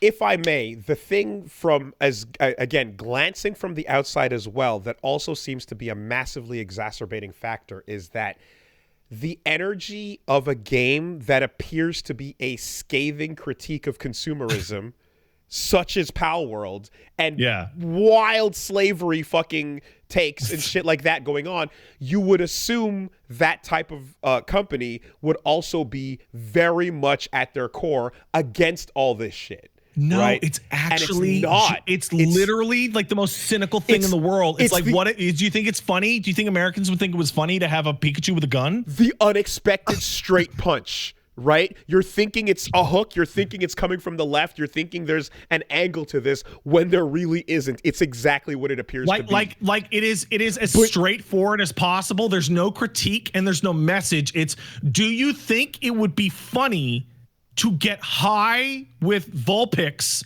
and then beat his ass and eat him? And it's so wild because when you see a fucking sweatshop slave factory at work with like a budget has created this scene for this trailer for this video game you can purchase, you're like, oh, they must be making a point here. And and that's not the case. So I bet you a bunch of that energy is assuming that that's what the intention was. You know, Palworld is legitimately an unironic Kermit the Frog with katanas smoking a blunt. Right. It is the exact same energy as, man, what if, if I can tell you this, what if Sonic the Hedgehog drove a car and shot guns? No, I am not giving them too much credit. I'm saying people who see that and assume that the game that has the slavery and fucking, again, consumerism, assume it's a critique of that, would also assume they would be critical of things like this that we're discussing that are a part of these accusations. I'm saying these two mindsets, you're going to load one thought in and assume the other. You're going to make that leap based on what this game's content is so far. I got to point out, by the way, guys, that me using Sonic the Hedgehog driving a car and shooting a gun, and you guys in the chat going, you mean Shadow? Yes, I mean fucking Shadow the Hedgehog. That is the point that I am fucking making, is that Sega did it first. Sega actually went, what if our cute animal mascots shot guns and drove cars? That happened. It's called Shadow the Hedgehog. You think it's a meme, but it's not. We really gave him a gun. And he cocks an MP5, which is like the weirdest thing in the fucking world, but that's totally different. You don't have to. So we're now moving past. You don't have to open up Photoshop. Just take screenshots from the actual thing. So we're now moving past. Did it use AI? Probably not. Is it? Oh fuck! I'm sorry. But that's it AI? Even though the CEO loves it, probably not. Even if they had another game that used it, but this one doesn't, this is a somewhat unfair level of scrutiny given to it compared to Square Enix, let's say. Then we move on to the next part of this, which is let's rip the fucking models Let's tear the fucking models out of the game and compare them to Pokemon, because boy, they really, really, really do look similar. They look like the same goddamn fucking thing. Compare they look polygon like you for pulled polygon. the head off of a fucking snivy and jammed it on a Lapras. Right. Right. Polygon counting. Yeah. Let's do some polygon counting. And what do we find? We find, holy shit, they really are insanely close. They are wildly close. Like, you overlap these models, and like a lot of them are like really fucking close. Did they rip them? Are they actually ripped? And then we look closer and closer, and I talk to 3D modelists, and I talk to art people, and it appears that they didn't rip them. It appears that what they did is use them as heavy reference and essentially traced over parts of them so that they could get them close, but not too close. And Wooly, I brought this instance up, and a lot of people don't know this. As people that put out wrestling videos that had an audio engineer take WWF songs and tweak the fucking sounds on them just enough that YouTube's copyright wouldn't pick them up. It's literally like, let's change it just enough. Paint bucket, Phil, white, Bayonetta, hair, blonde, pixelate, paste. Well, here's where it gets really crazy. Oh my because God. Vampire Survivor, the big thing against Vampire Survivors isn't traced over Bayonetta or traced over Castlevania Strikes. Oh, really? Not the Castlevania sprites. Okay. No, it is the fact that its entire core concept, gameplay, and menus are taken from an Android game that came out before it. There's a Bullet Heaven game that predates inspired Vampire it. Survivors. Yes. But Vampire Survivors did something that the Android game didn't do, which was give it a crazy gimmick like being a slot machine that caused it to blow up. And it launched at a cheap price, so everyone was willing to give it a chance. Palworld is a ripoff, not of Pokemon, but of survival games. But it gave it a weird, crazy gimmick. And legally that's kind of traced, but not really. Models and launched at a cheap price, so people were willing to give it a shot. The comparison to Vampire Survivors is very apt. Okay. Sidebar. So as far as Pokemon clones go, we've got Cassette Beasts, we've got Temtem, we've got wasn't there a third one in there, or maybe I'm missing Digimon. Okay, let's not.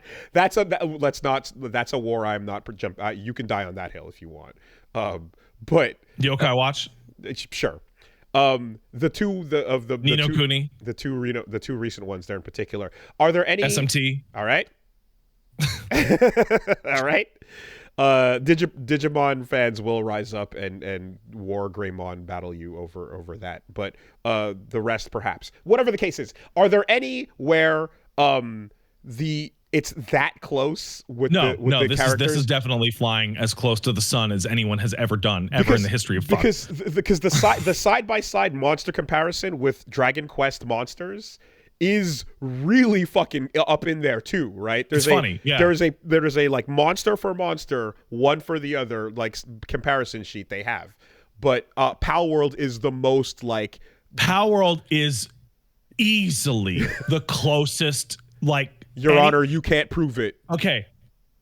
So this is fun because I've been talking to people about this, and I every stream I've done since Palworld came out, I have had like an hour of Palworld discourse, and it has gone to all sorts of places, including like the state of like Japanese manufacturing in the 60s.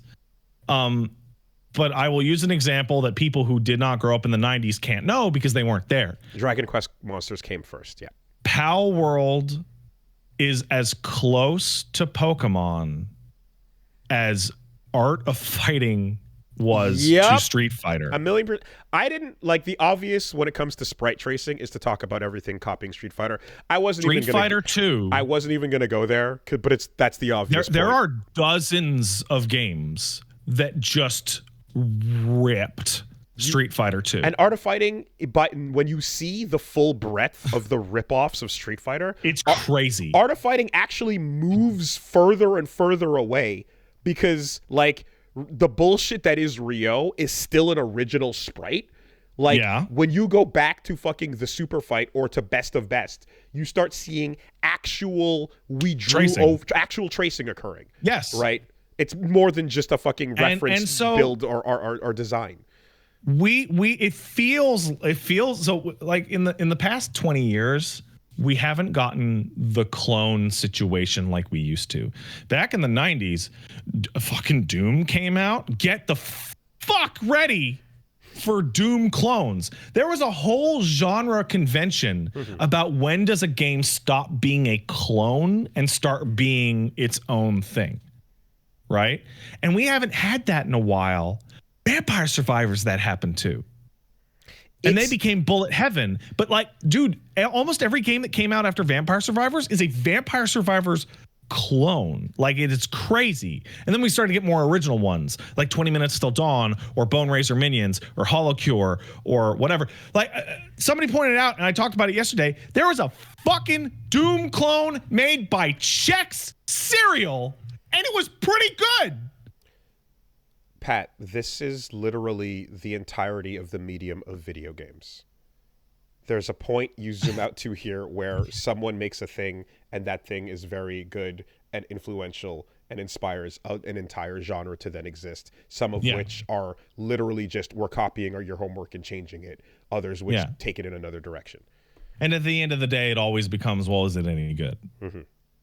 And how many of these? How close did they trace it? If you don't want to call it a Smash clone, fine. You call it a platform fighter, but, like, is it fun? What are we doing here? What's going on in it? Yeah. So we're in this situation where Palworld looks like it hasn't done anything that is actually morally or ethically wrong, gross, or creatively bankrupt, or laughably derivative. Oh yeah.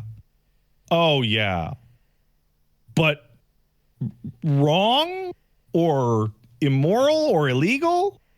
We have a news story today. I don't know if you put it on there. There was a guy who put up a fucking mod of Palworld on his Patreon. Yeah. Who got fucking slapped this morning. Yes, and the story came out as Nintendo is already copyright strike, or already striking down Palworld shit. And it's like, oh, well, this is a Palworld mod that puts Pokemon into the game and actually uses them. It's like, no. He was charging for it. He was charging money. He was charging money. Like, no fucking shit. Duh. Next story. And so now we're at the point of, like, well, Nintendo is a big company, and they can obviously defend themselves, as we have talked about many times on this podcast, in which Nintendo is very litigious and is very easy to throw out DMCA takedowns. And a lot of the really outrageous copy Fakemon were in that trailer from 3 years ago. And Palworld made it all the way through its development and came out, and I don't think Nintendo's going to do anything. There's a tweet here from last year, March, where the CEO, that it's being translated through auto-translate, so it might not be the most accurate, but it says, Pocket Pair, the result of introducing AI to improve business efficiency, led to employees handing their work over to AI, but the quality was so high that they were disappointed. That doesn't even make any sense. I don't understand what I don't know. Like, I read that earlier and I couldn't make heads or tails of it. Feels like I'm not getting a good translation. Does that mean we tried it out and the results were higher quality than we wanted, so we stopped using it? Is that? I don't know. I don't know what that's. Ironically enough, we're using a fucking AI to machine translate this thing, and we can't fucking make heads or tails of it. I don't get it. All right. But, like, I think Art of Fighting, and I think Ryo, the guy who's Ryu with an orange gi, might be the best example of how fucked this whole thing is. Because, like, there were lawsuits about games that were ripping off Street Fighter, and some of those companies lost. Yes, not all of them won. but SNK won. Mm-hmm.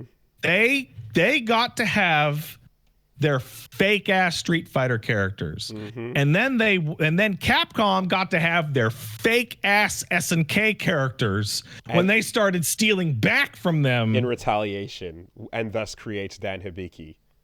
And then we get to see SNK expand into King of Fighters, and then we get to see King of Fighters come out and do a bunch of fucking games, and then we get to see Saudi Arabian murderers allegedly buy up King of Fighters, and now we get to worry about whether or not the people who own the game companies that make the games that you want to play are murderers or just pedophiles. Can we put the allegedly in allegedly quotation? Allegedly. The quotation allegedly. Yeah, all right. Exactly. And again, and that is one instance that again, you brought up the fighting game parallel is obvious with the history of that shit, but you can go into a ton of examples throughout video games that are like just that, right? It is. I didn't catch the bit where there were others that looked at the, or other devs that looked at this and kind of went like, the amount of work that went in here. The guy from Arcane Leon, Dinga, this could have been done. That's an interesting. Dinga Bakaba. Has a very big thread about it, and basically describes like, you guys don't know how hard game dev is, and the fact that Palworld systems all work with each other really well is astonishing to him as a developer. Like, a robot would not have been able to make all that shit work. It's actually really, really impressive. But again, I just, the vibes of like, this is the shit that the Pocket Pair CEO has covered before and stuff. There's a bit of that fucking If I Did It OJ book. Oh yeah, there is. Yeah, it definitely has some of that. Just a photo of him on the cover, like, I did it. If up here, you know. Okay. And then, but it looks sketch. It looks sketch. It does look sketch. Like, right? Come on. Yeah. And so people go, that thing, like, you know, that thing's so sketch, I bet it did it. And then people get upset. And it's like, but did it? And rewinding full circle then, the game was pretty fun. You played 10 hours of it. It's great. Okay. It's really good. This is not a scraping defense of, but I really want to play it because it's good though, despite what's going on. It's it may not be to your taste, but like it does cool shit. Okay. Because, you know, game good, therefore defense is it, but like, yeah. Well, right. Here it's, listen, like I went back and forth. I did hours and hours and hours of this on my show, which God bless someone had. And it's to. like, sure, we're all familiar with just how absolutely fucking infuriating the following defenses are. Yeah, well, it's really good, therefore I'll defend this one. It's the thing that I know from my childhood, so I'll defend this one. Or, well, nothing matters, everything is evil, so I'm just never gonna think about this ever again. Shut up, stop talking to me, you're ruining my vibes. These are all annoying. These are all upsetting. The fact that you even had a thought to have this conversation at all is a thumbs up. Like, the core purpose of these types of discussions is so that people just engage with something critically instead of completely uncritically. And the frustrating thing about just going, that fucking thing's a pile of shit, it's thievery, uncritically, is just as damaging to these types of conversations as mindlessly defending it. Also, dude, people have fucking tattooed this shit on their balls. I have never, like, part of the reason this got so huffed up is that people will die for Palworld now for some fucking reason. Well, yeah. It's crazy. No, that happens when this becomes that divisive. The more divisive it gets, the more you cement where you're at, and the more the fucking ground you're on. It's either like spurned Pokemon fans or just like haters or some shit, but they're like just ride or die for fucking Palworld. Just absolutely insane psycho behavior. I mean, did you see the like fucking Hogwarts Legacy personal army that developed. Yeah, I did. Yeah, Like, I saw. Fucking Jesus Christ! I was describing how absolutely unhinged a subdivision of Palworld fans are. To which someone responded to me that they even plagiarized Pokemon's fan base, which is really funny to me. That's pretty good because they are in fact acting like Pokemon fans, that's how losing that their goes. fucking minds. My God. Well, it's the fucking it's the #1 video game right now. It's also the most interesting video game to talk about. Holy shit. It's so interesting. I wonder if it wasn't like ripping off Pokemon, if any of this would be nearly as intense. No. I think a lot of it is that, right? Yeah. Like it's such a staple of the industry. It's everyone loves Pokemon, and like a lot of people have done Pokemon at home. A lot of people have done what if we try to fix the mistakes of Pokemon, but there hasn't been like fully taking the piss out of it. And again, it turns out actually, if that all failed because we're taking the piss out of Pokemon and we're doing all these slavery things and here's the guns, but the game is actually shit, it's a bug-ridden mess, you can't play it, and all of that falls apart, then this is a joke that lasts like a week and then we move on, right? But the fact that apparently it's this solid and actually really fun to play and affordable as well makes it a much bigger deal. I saw somebody say, I don't know why anyone gives a shit about this, it's just a flavor of the week game. And that is probably accurate, but most games don't get to be flavor of the week. And if most games die in obscurity. And if it is the flavor of the week, 6 million off the fucking dome in that week ain't bad. Like, that's pretty solid for that 1 week of that 15 minutes of fame. So I would like to use an example to close this out because I really do think it is. Because it's Pokemon. Excellent job, dude. Good shit. Oh, well, Gene helped. Me and Gene have been talking about this for hours and hours and hours. Me and him were chatting the other night and just being like, we could talk about Palworld all fucking day. This is like the most interesting thing to fucking happen to video games forever. And part of me is like some of this criticism is so fucking weak. Like, the CEO said he liked this thing. I'm like, I'm sorry. You know what we need to do? We need to have a big expensive game come out that is $170 fucking dollars because you want to have New Game Plus. And we need to have that game's story be about how sex trafficking, violent, murderous criminals are really good people deep down. Who's ready for infinite wealth at the end of the week, everybody? like the double standards is so outrageous all over the place. Were any little sisters kidnapped into the making of Palworld? Probably not. So I have been, I would like you to watch a trailer to cap this off, Wooly. This is a trailer that came, first of all, shout out to Dad Asna for finding this for me while we're talking. This is a trailer of a game that Pocket Pair announced 8 months ago called Nevergrave, The Wish and the Curse, which I don't know if I heard anyone talk about it even once. Oh my God, yes. Yeah,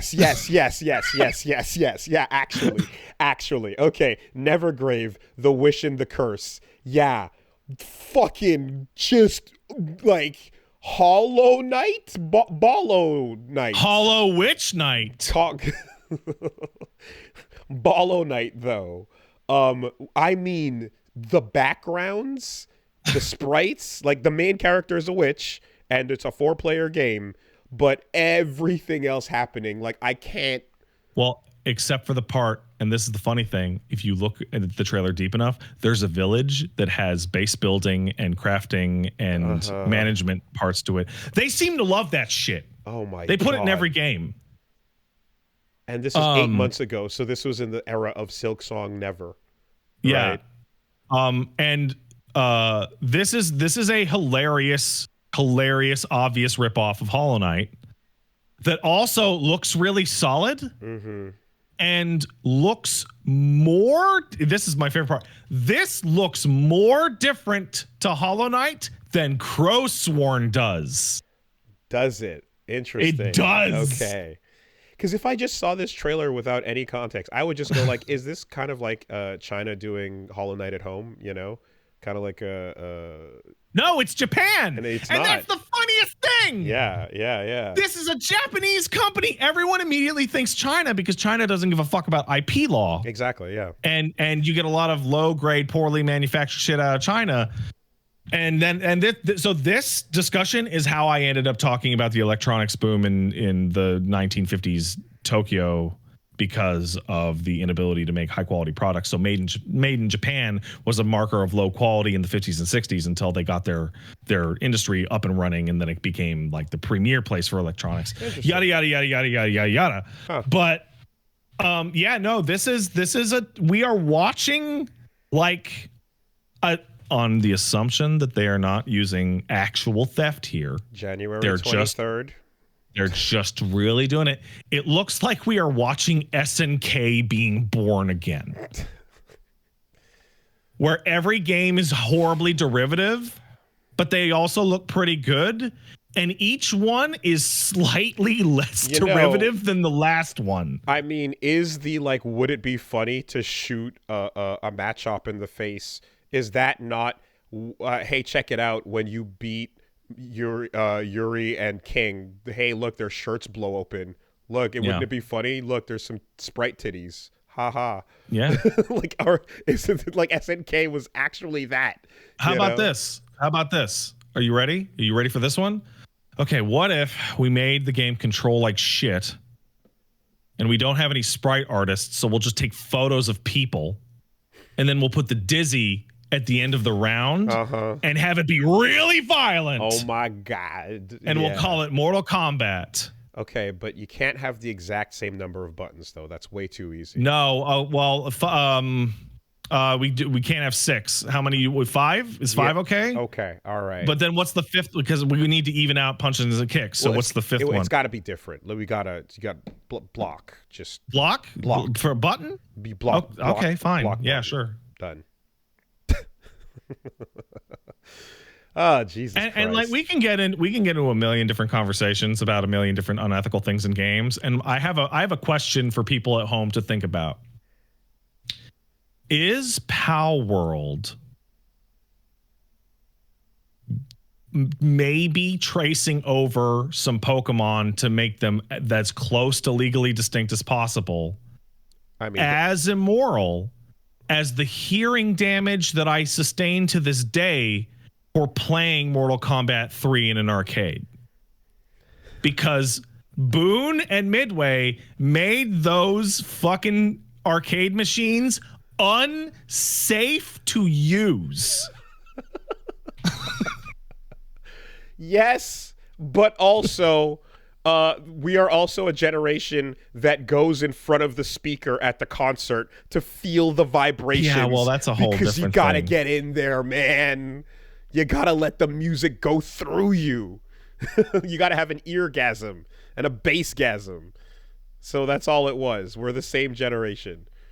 Fuck your tinnitus. That being said, like I think everyone should actually keep their eye on Palworld, and I think the people digging through the models and all that are actually doing a genuine service, because if it did steal or rip off or plagiarize thing or AI generated thing, people should know.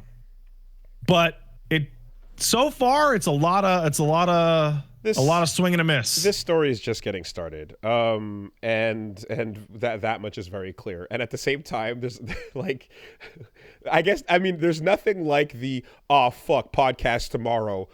Oh yeah, get scrape through. What can we? Yeah, gotta have something ready to go. You know, but somebody in the chat says all smoke, no fire, and I think that's a good way to describe it. Now, there may be fire, and the reason I say that is because there is so much smoke. Like, it might be the most smoke I have ever seen for a new release. Well, but no one has found the fire yet. Until then, Bayonetters, stand down. it looks like this might be one of those nothing burgers the Americans like. It might even be a nothing gate or a burger gate. All right. That is as good as time to break as any. What are you doing this week and what's going on? I am not doing anything tomorrow because I'm busy. Thursday, I have a sponsored stream from Capcom. They want me to tell you that Apollo Justice games are good. They are. So that stream's going to be real easy. And then Friday is Infinite Wealth Day. Okay. And then Saturday is Infinite Wealth Day. Okay. because we need to learn how criminals have hearts of gold, but also that Hawaii is very nice. Yeah, so I forgot to mention earlier, Saturday gonna try to do a guest stream with Test Your Luck if possible for Guilty Gear Strive stuff. If not, then again we'll just do something else to fighting games related. And for those wondering, the next Versus Wolves sometime before the end of the month. We know we have the time limit. There is an element of there's a part 2 John strip club element that he wants to talk about that'll be mentioned there, but for the most part that's what's going on. So I'll post a schedule on Twitter to see what's going on this week. All right. BRB.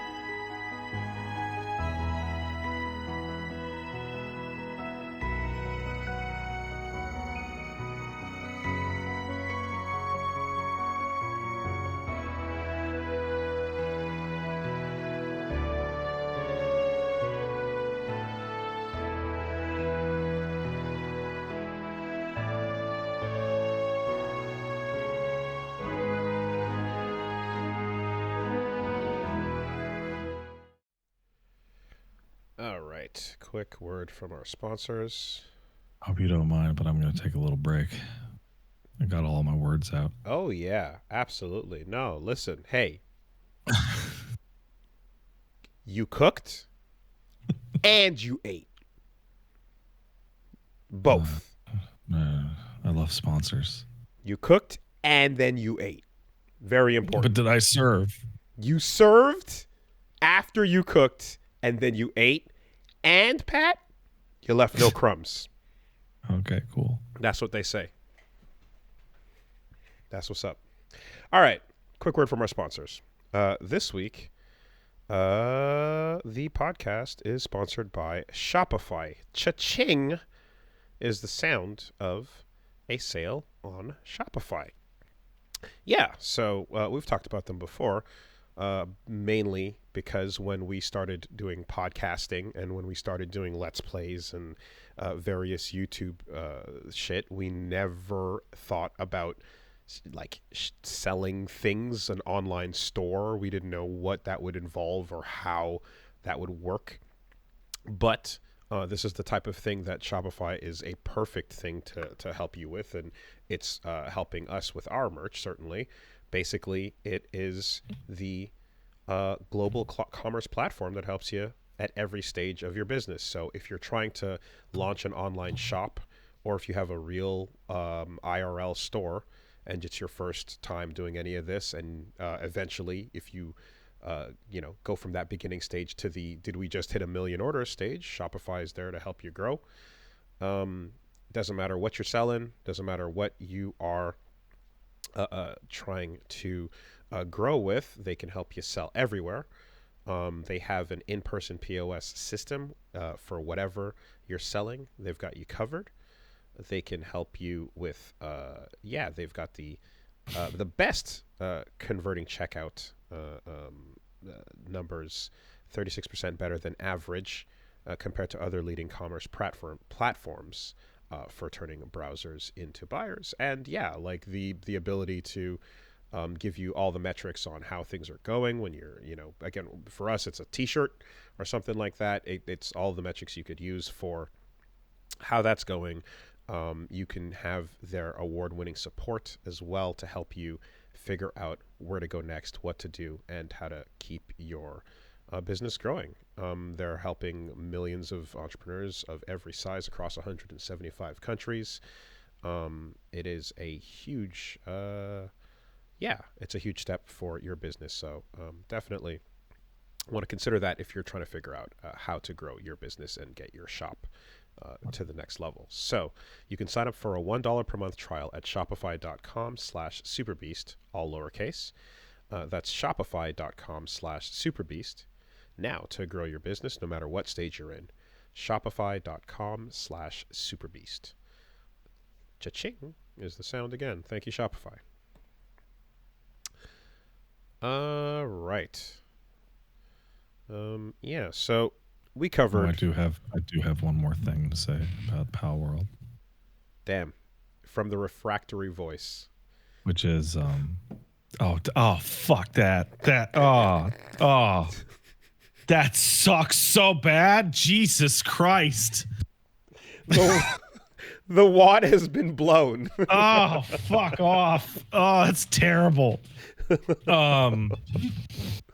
So I was engaging with this the whole weekend, and I genuinely think that engaging in this discussion was way more fun than the game, because I don't think any game could compete. Mm-hmm. But there was a background element of almost gallows humor, where you would see going it's the destruction of all art forever, and then the next post on social media was sold another million.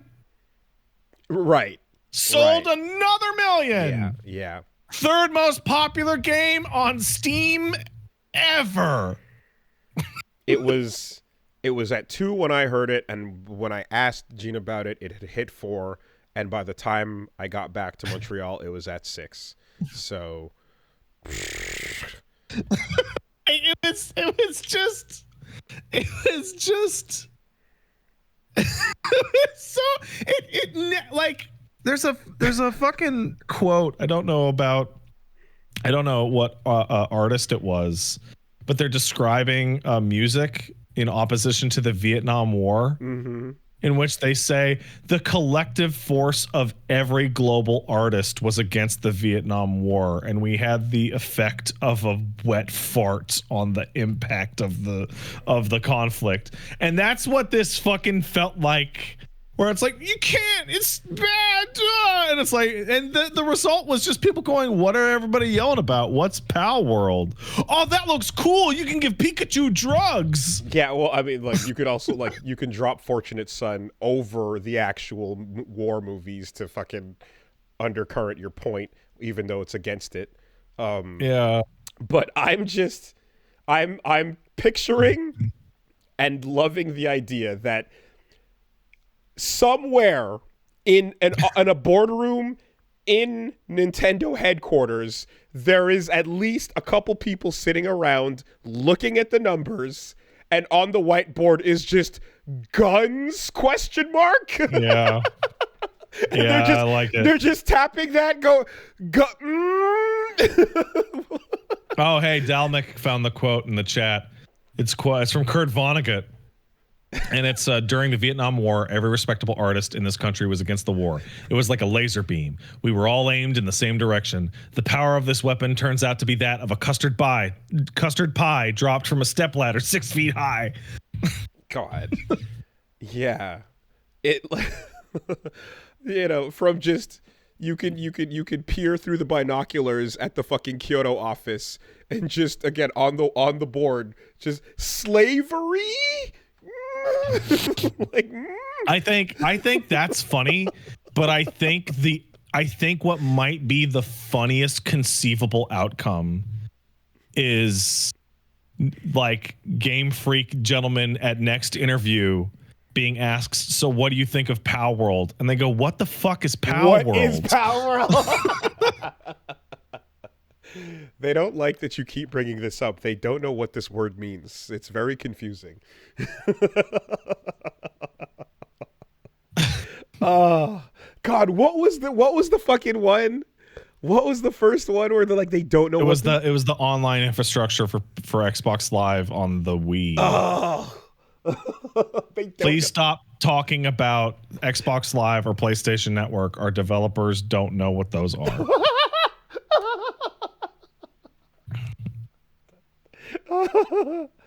Oh, fuck. Yep. Okay. Well, you know, who said the fun in games has to stop there? Because we can just roll right in through to the next bit of news. I mean, certainly Palworld was the top of that, but hey, we can just, hey, how about we 1-2 right into a solid 11% of Riot getting laid off, 530 people. We are halfway to last year's layoffs, and it's not even the end of January. So let's go leaderboard. So let's go. There's a really incredibly obvious Numbers reason this is happening. And it's because we were all held at gunpoint in our homes for a couple years. So we played a lot of video games and spent a lot of money on video games. And every fucking like head of every tech company went, man, this line's going to keep going up forever. Holy shit. It's not like people are in fucking jail. I mean, I think the writing on the wall for AAA game development has been there like forever. The idea that this is just the other shoe dropping, while that has been pretty much just an insane way of making games for the longest while. It's just it's insanely predictable. People in the chat also point out there's a second reason, which is particularly in the United States, there is no longer 0% interest on like business loans. What this meant is that for the past couple of years, money was cheap. So you didn't actually have to make money. You could just borrow more because the interest rate was so low that it was no big deal. But now money is no longer cheap. Now you can't just expand forever and go, well, we'll figure out how to make money later. Interesting. Yeah, okay. So it's also interesting how so this is certainly going down, and when it comes to future fucking updates to like the layoff leaderboard that continues as swaths are cut into every company going forward, you have to wonder if, when deciding who to let go and what and where, if anyone that might have whispered anything about a union at some point, like, now has plausible deniability to just completely axe and release. In particular, the details with this Riot one are what they came out and basically said was that they're for as far as severance goes, they're doing a massive severance package where there's 6 months of severance pay, 100% of their annual performance bonus, access to a laptop, and a number of other resources and things. And you're like, wow, that's really generous. It's almost like the state of California legally mandates that amount. Is that in fact what that was? Yeah, dude. That was mandated. That's the way they phrased it is like, look how good we are. We're giving everybody this amount of severance. And it's like almost like your company lives in California and you have to.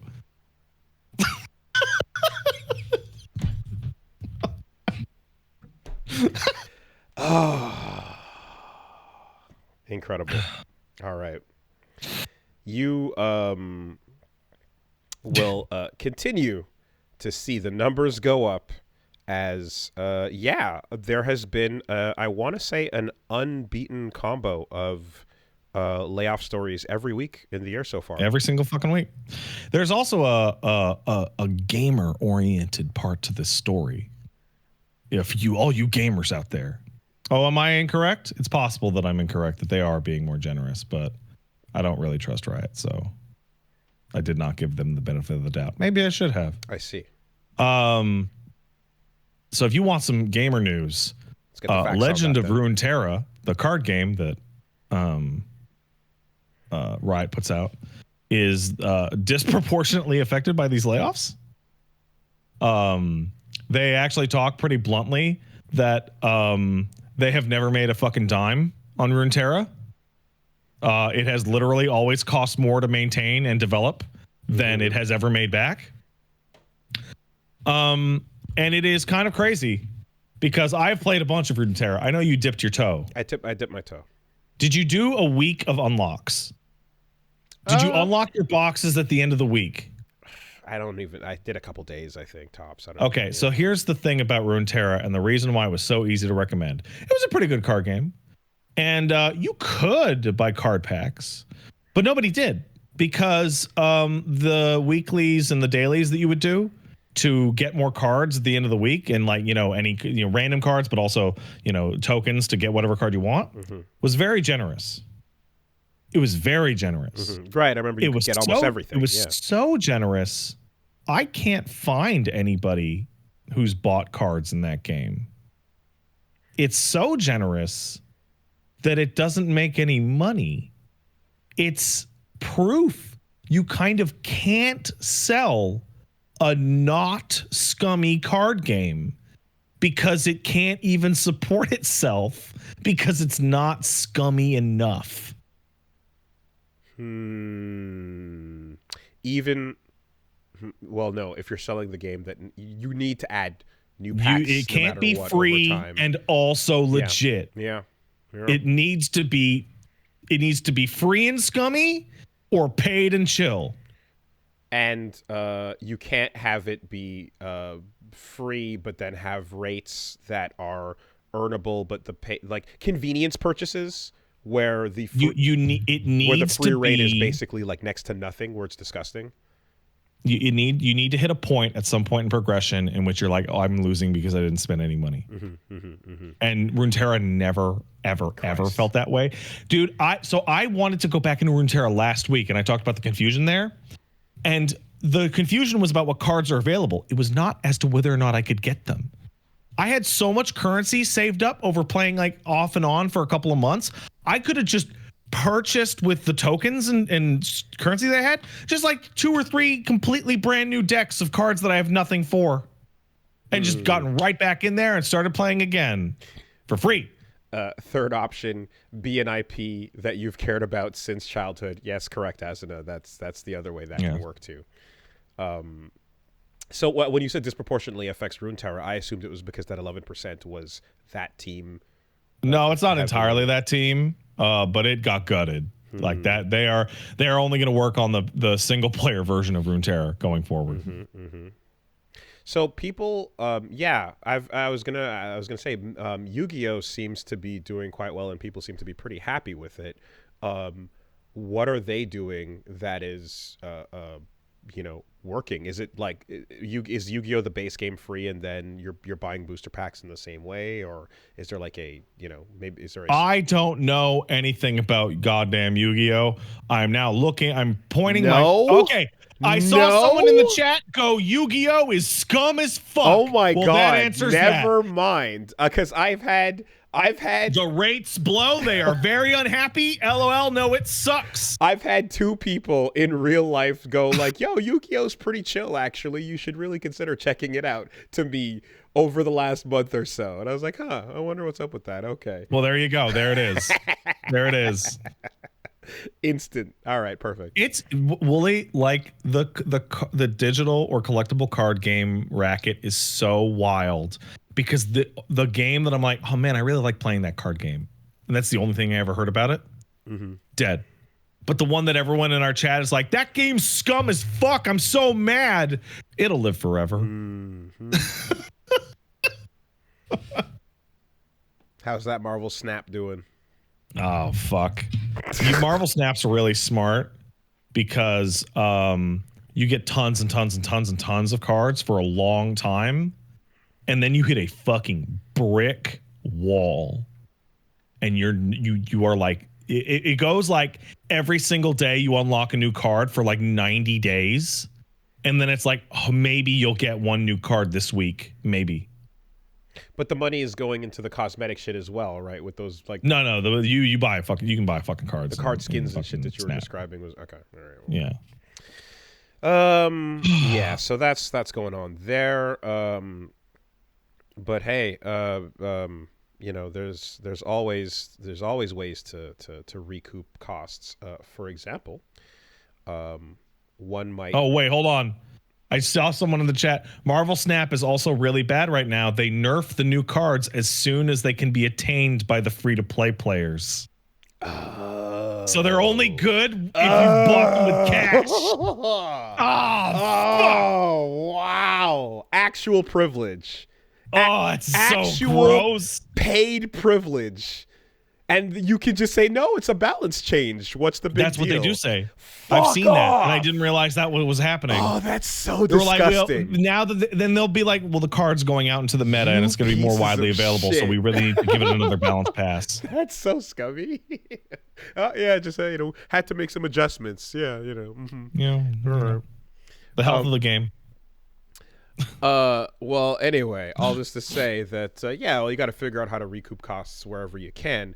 My suggestion personally is, how about you grab that New Game Plus?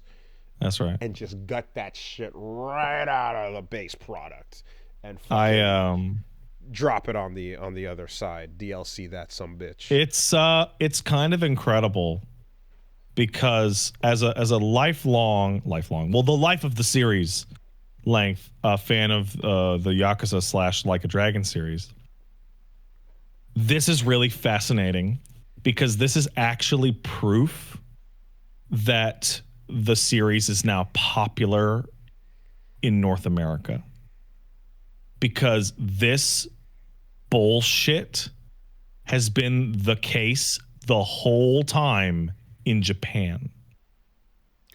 Features or released as bullshit fucking DLC crap that you had to pay extra for. Just the translated version. And they would roll it into the American releases either free or it came out alongside it. Wow. And now that these games are coming out day and date in English, hey, guess what? Infinite wealth. you guys can get that shitty DLC too. Infinite wealth. That's business practices right there. Good shit, Sega. Sell New Game Plus. So for those who don't know, of course, the story is Like a Dragon Infinite Wealth has removed New Game Plus and put it behind the DLC paywall.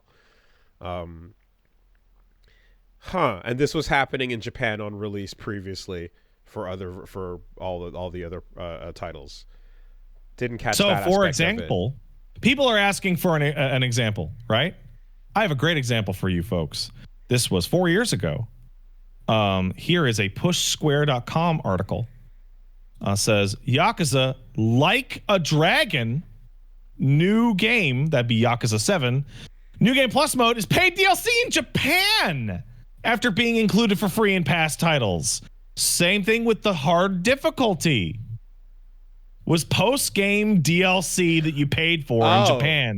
And when we got the patch here that added that shit for free, that's because they didn't think North Americans would buy it. So Like a Dragon was a soft launch of this idea in Japan specifically.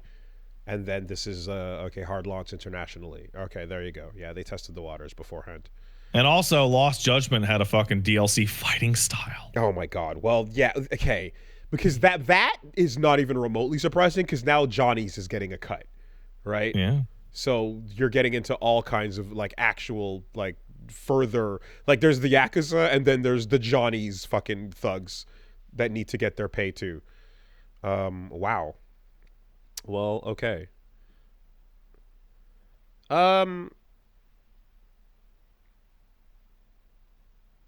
What was the yeah, it comes with other shit. It's the strangest story because like, hey, this is a big pile of bullshit, but now it's fair globally. Now everyone from all regions can enjoy the same bullshit. So I guess just fucking beat game and lose progress and like is the new game stuff is the new game plus content so unique that it could even be considered worth it in some world? Like, is there ever a version of this where they actually detailed it today? A lot. It includes new quests and new Sujimon, which is also a fake Pokemon game, and new content for the Animal Crossing game that is hidden inside it, and it has extra story, and it has extra dungeon. So yeah, it is actually. So if it was just extra content in and of itself in a thing that you install and it's like go to this location and you can access all that content, that would just be DLC. Yeah. But New Game Plus is an assumed core feature. Why would they why not? Anyway, all right.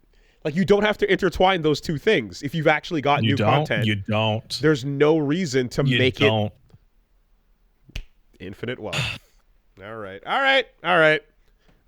like all that tells me is there was an out, and Sega has chosen to not use it. All right. Fan fucking tastic. Anyway, yeah, something right as we were starting up to was announced as well. Netflix has acquired the streaming rights to Raw. A WWE deal valued at $5 billion beginning in January 2025. They're also becoming the exclusive content home of WWE shit outside the U.S. So are you saying I can actually watch wrestling? So Netflix has bought the ability to stream live event wrestling, including WrestleMania and basically all the shit that was on the network. Yeah. Wild. I can watch wrestling if I want now. So it seems. I can become the most intolerable smark that I could ever be. From Canada. Can I work my Mark self into a fucking shoot, brother? You can work your smark self into a... Fuck, I gotta get the fucking tweet. God, it's so fucking stupid. Into a shoot. That's correct. The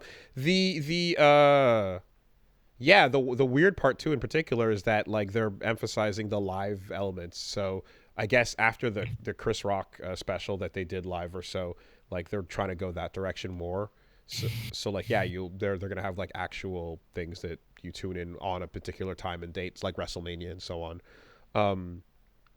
Not to mention, I think the WWE Network stuff was always like literally just not available outside of the U.S. anyway. So yeah, there you go. There's that. I'll fucking sit down and watch a night of wrestling.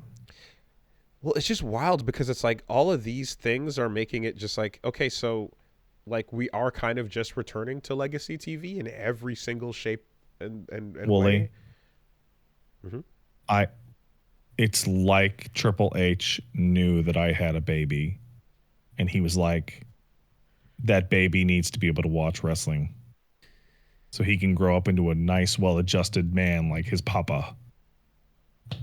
I mean, before I got into the Attitude Era on my own, my parents watched wrestling when I was a kid, and that was formative. It's in there. Yeah, good stuff. It was for you. This was done for you. Is that man a wizard? Yes.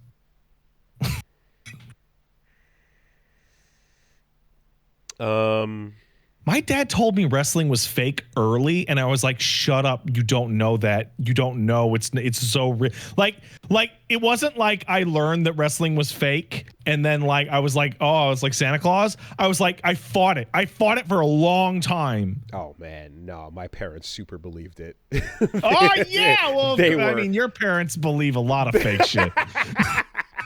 Would it be the first time?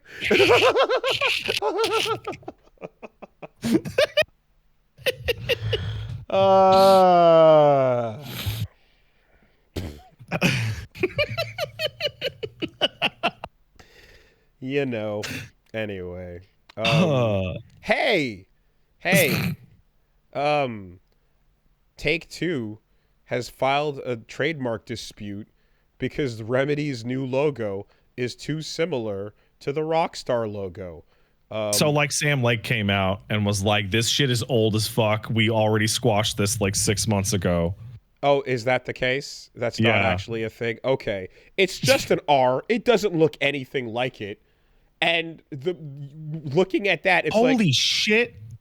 I just saw someone say nothing pasta. No, you can't. You have to stop. You can't keep doing this. Okay, so not even remotely, because I just saw that I'm like, okay, so like does Rare get to fucking get in on this because they have a big R as well? But... Yeah, hold on, we're gonna serve papers to this fucking skeleton. Like, sick. What, does Rare even exist anymore? Nothing pasta, huh? All right. Well, and yeah, I mean, the only other thing was just it seems as if,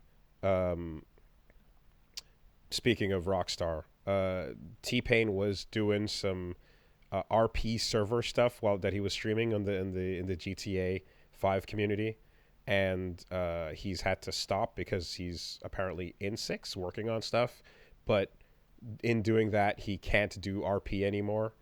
That makes sense. Because it's like, hey, like you're now a product that is an appeal for the thing. So if you're going to then give it away for free over here, then you can't be over there in the whatever, right? And so like he tells that part of it. And then he's like, yeah, he's like, and then so I stopped. And then they went and like basically bought out all the modders anyway. And so like they hired the team that was doing RP server stuff and just ended up, they all became internal anyways. So, cool. Yeah, apparently that though it's not clear that indicates whether or not the actual stuff will resemble the RP mod team content because they've done similar things. That's just a matter. Apparently they've done things like this where they've bought out mod creators and stuff, but they don't have them making any content that resembles the stuff they did. It's more of just like, okay, we want to get all of eyeballs on the new thing, you know. So it's like not super on topic. But like I recently saw some videos of T-Pain singing without his auto-tune. Oh, you just saw those? Yeah, just now. Why the fuck did he ever use auto-tune in the first place? No, he's amazing. He's incredible. He's fucking he's incredible.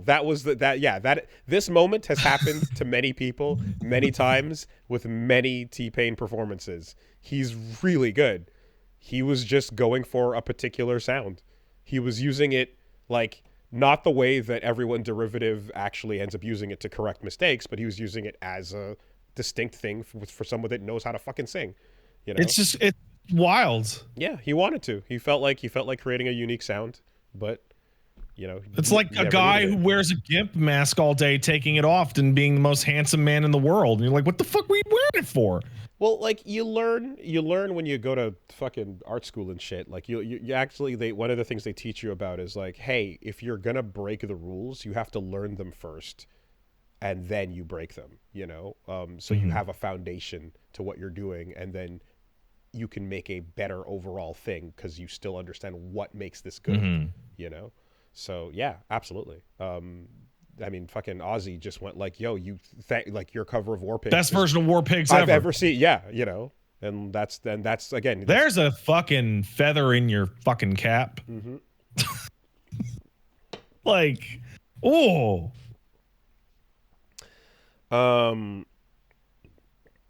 Cool. Yeah. It's pretty... You know, I might have had too much coffee. That's all right. I'm gonna be real with you. I might have had a few too many cups of coffee. It's possible. That's okay. Let's take some emails. Hey, if you want to send in an email, send it into castlesuperbeastmail@gmail.com. That's castlesuperbeastmail@gmail.com. When we're done with these emails, I'm gonna go make a baby jail. You ever bought a baby jail on Amazon? It's hilarious. Okay, wait. Baby will it's all machine translated Chinese nonsense. Okay, because there's also baby jail is in for them, you know. They can get sent to baby jail too. So you mean a real physical IRL baby jail? I mean a physical baby jail. Okay. Like gay baby jail. Yeah, like gay baby jail. Correct. Yeah. Yeah, and it's like they can't escape. And so it's like a box, but it's made out of soft materials. Because all the Amazon descriptions are machine translated Chinese. Of like the baby will never be able to escape, and they are very safe and cannot be harmed inside the box. It's just really, really fucking funny. Fantastic. All right, we got one coming in here from Lost Planet 2 guy. He says, "Beasties of Lands Beyond. Recently, I discovered Enter the Gungeon, the arcade machine at a convention, and it's unreal how good it is. Yeah, it's really good. It sucks that you can't play it somewhere else. What is the controls like? Is it just stick and button, or like I haven't seen that? That's pretty. I can't even fucking remember. All I can remember is seeing it and going, "Wow, that looks good," and then brain. You cannot replicate anything like this at home, and it makes me all the more excited for discovering it at an arcade at a new place with all the machines that I used to love in pretty good condition. Hold on, I gotta look this up. I'm gonna look it up right now. Yeah. It's a fucking light gun game. It's a light gun game? Oh, wow. Fuck, dude. Oh, I want to play this so fucking bad. I fucking love light gun games. And you know there's like 50 of them, like if you're lucky, maybe even 10. There's no way that's like a widespread thing. Enter the Gungeon, House of the Gun Dead. Oh, it's actually called House of the Gun Dead. Okay, all right, yeah. Oh, dude, I would. They're doing a full-on House of the Dead parody. And it's first person. It looks really good. Yeah, it is House of the Dead style. Okay, it's actually not Enter the Gungeon at all in anything but branding, it seems. Huh. Man, House of the Dead 2 hurts my soul because it's my favorite arcade game of all time, and it's the least durable machine that's ever been made. But also, like, thus so affordable that it pops up in all kinds of wild places. Yeah, and I'm gonna go through the process of getting a fucking arcade machine put behind me in this fucking spot, and then it's gonna last 3 days before the fucking triggers on those guns snap off. Yet for some weird reason, Area 51 lasts forever, and Cruisin' USA lasts forever. Well, you know why, right? Because you buy it as a fucking piece of art. You don't actually play those pieces of shit. Every truck stop from here to fucking Florida. Anyway, so, yeah, how am I supposed to replicate the Kick in Time Crisis 3's handgun with a mouse and keyboard? That's impossible. So what's your favorite arcade machine? And to that, the arcade machine unique experience. We just had the emails conversation just now. There you go. Like, dude, light gun shooters are incredible, but yeah, they fly to pieces. Special mention to, as far as light gun shooters go, Bone Eater, because Silent Scope Bone Eater is a unique machine that has that extra screen layer that like you you can't really replicate at home in any way, shape, or form. Killer Queen is the shit. That's obviously the fucking 5v5 insane size cabinet that you can just play. Like, it's like the X-Men cabinet, but like super extended, and you can have a real fun like versus game on that. That thing has become a staple at like cons that have it. Gunslinger Stratos I used to big up back in the day because cool third-person like shooter with the gun combinations, and you physically position the guns to change your equipment. And yeah, I mean, for me, the like all-timer, it was just Virtual World, like sitting inside of a mecha cockpit and using foot throttles, and Steel Battalion before Steel Battalion inside of an enclosure, you know. Those are my favorite cabs. I remember when I was a little kid, I got into the goddamn Afterburner machine, and I remember it blew my fucking mind because it would spin like 270 fucking degrees, like you would be almost damn upside down. Afterburner Climax at fucking 2000 on St. Catherine, that machine, dude, holy fuck, what a sick arcade. That was all. I mean, the game was fine. Like blow your hair back, fucking Thrill House shit. The game itself was pretty good, but the fact that you're in a jet, oh man, that was sick. And it was like $2 a game. It was really bad. So worth it. Oh fuck. Okay, let's see. All right. Here's one coming in. From Nico Ninja says, hello, Sparkster and Rocket Knight. That's pretty good. I like that. I can live with that. Okay. CJ from Michigan here, excuse me. Do you think that full dive VR, like in anime where your consciousness gets put into the computer, etc., would replace existing genres? And for the sake of our argument, let's assume that it's a successful platform, widely adopted, unlike current VR, which is still niche. I could see first-person games getting entirely replaced, but do you think other genres would be so significantly affected by full dive, like racing or games where you become the fighting characters, etc.? I mean, if you asked me this question 18 months ago, I'd tell you to strap me in and let me die. But... Let's have a human child to take care of. There you go. Right. things change. No, absolutely not. And the reason why is pretty obvious. I would say that just because a game is first person, that doesn't matter. That's just describing where the camera is. Whether that's first person using a real gun in your hand, like a light gun, as we just described, or a mouse and keyboard, or any other interface material, or VR handsets, that makes a completely different style of game. So the camera placement is only one element, right? Yeah, but what if it was full dive VR and you went to a different world, and in that different world you could nut? I mean, it would replace all other genres, if only because it's time to give up and let go, right? We have achieved our final state. But barring that, it's pretty clear that connecting the brain directly to it is just, all right, it's another interfacing medium, but what are the controls and how does that work? Because that's a huge difference. Oh, fuck. I knew as soon as I said this, I'd see the word glop. Stop it. How much glop? How much time? You know what this makes me think of? A full year's worth? Like the person who's like changing Kirito's fucking saline bag because he's in a coma, and he just starts busting. Just, oh, fuck. Oh, my God. These fucking MMO freaks. Gross. Henry asks, Dear Pooh and Woo, what's your favorite instances in media of a moment that has great significance but is purposely underplayed? For example, I would vote Frodo in Lord of the Rings in Fellowship, picking up the One Ring for the first time in the background of the shot with zero fanfare. And in a piece of woolly bait, there's the famous moment in Attack on Titan second season. Hey, Aaron, can I talk to you for a sec? Yeah. So I mean, Yes, that's good. I'm like That's good. I mean, extremely high up on my list, if not at the very top, is multiple moments in Attack on Titan for just playing the most wild shit in the most subdued manner. And it's like, that is, I've never seen another thing master that as well as it does. It's the fucking best.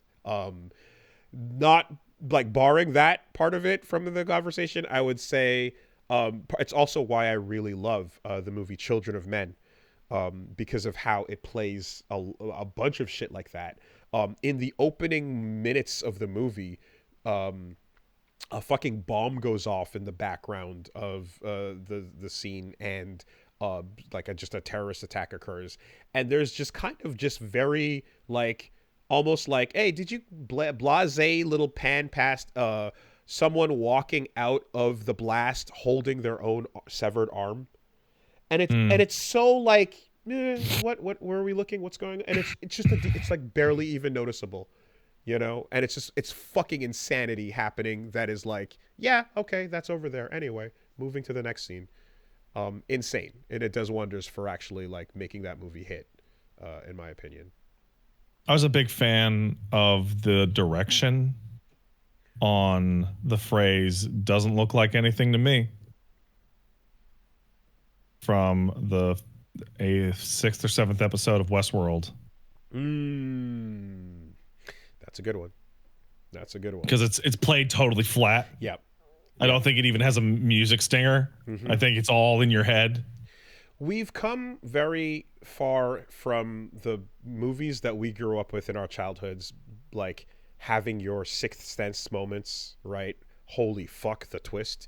To the twist is now the expected, and played, if it's played sincerely, like depends on what the moment is, but like there's an appreciation we can have for that, but like going over the top with "did you notice the twist" is why like Shyamalan has become kind of a parody of himself in a way. Just, you know, these things, it's swing away, Wooly, and our brains swing away. Our brains are conditioned to trying to preempt the twist while we're watching the thing the entire time, which is also why 13 Sentinels is such an insane journey, because it knows what you're trying to do and it's heading you off at the pass, like over and over and over again. So when you decide to, like, again, just do the complete opposite and have it be a nonsense casual background thing that is super missable if you're not actively paying attention, that ends up being more impactful than building up a bunch of music, cutting to some silence, and then Inception horn, you know? Like, it's way more fucking impactful to just have it be subdued. You know, this is not really the exact same thing, but this discussion for some reason reminds me of a historical tidbit I just learned about MGS2. In that part of that game's story came off weird in English, but it doesn't in Japanese. Because Akio Otsuka in MGS2 voices Snake and Solidus. Oh. So when Solidus is on the bridge going, "It's me, Solid Snake," it sounds like fucking Snake. Oh, he voices Solidus too. Yeah. I didn't know that. Weird. But in English, it's two different voice actors, so you're like, well, that's awfully fucking Snake. Yeah. That doesn't work at all. Oh. Weird. I wonder why they didn't carry. There was also some little development tidbit where the tanker portion of MGS2 was supposed to be only available for, I think, people who chose I played MGS1. In the like there would be like, did you play MGS1 in the beginning options? Yeah. And you would go, no, I didn't play MGS1, and then it would start right at Raiden section, which is why you get tutorialized twice. Oh, that's weird. But then they thought that was fucking stupid. That is fucking so stupid. Then they put it in. Jesus God, fucking Christ, rein them in. Apparently Death Stranding 2 is called Death Stranding 2 on the beach. Shut up. I saw that. I don't know if that's real or not. But You know what I saw? I saw a photo of Junji Ito hanging out with Kojima in the fucking mocap room. Oh shit. OD. Yeah, no, OD is absolutely just PT again. OD. Oh my god. All right. Well, it's not. I mean, just because Guillermo got to be in Death Stranding doesn't mean that the affair is over. So he needs to show up. They can still kiss. He needs to show up too. We need Totoro-san in the room before it's real. Okay. All right. Good. That'll do it. Good show. Hey. Good business. Good job. Good. Well done. Thank you. I'm gonna go build a gay baby jail. Excuse me.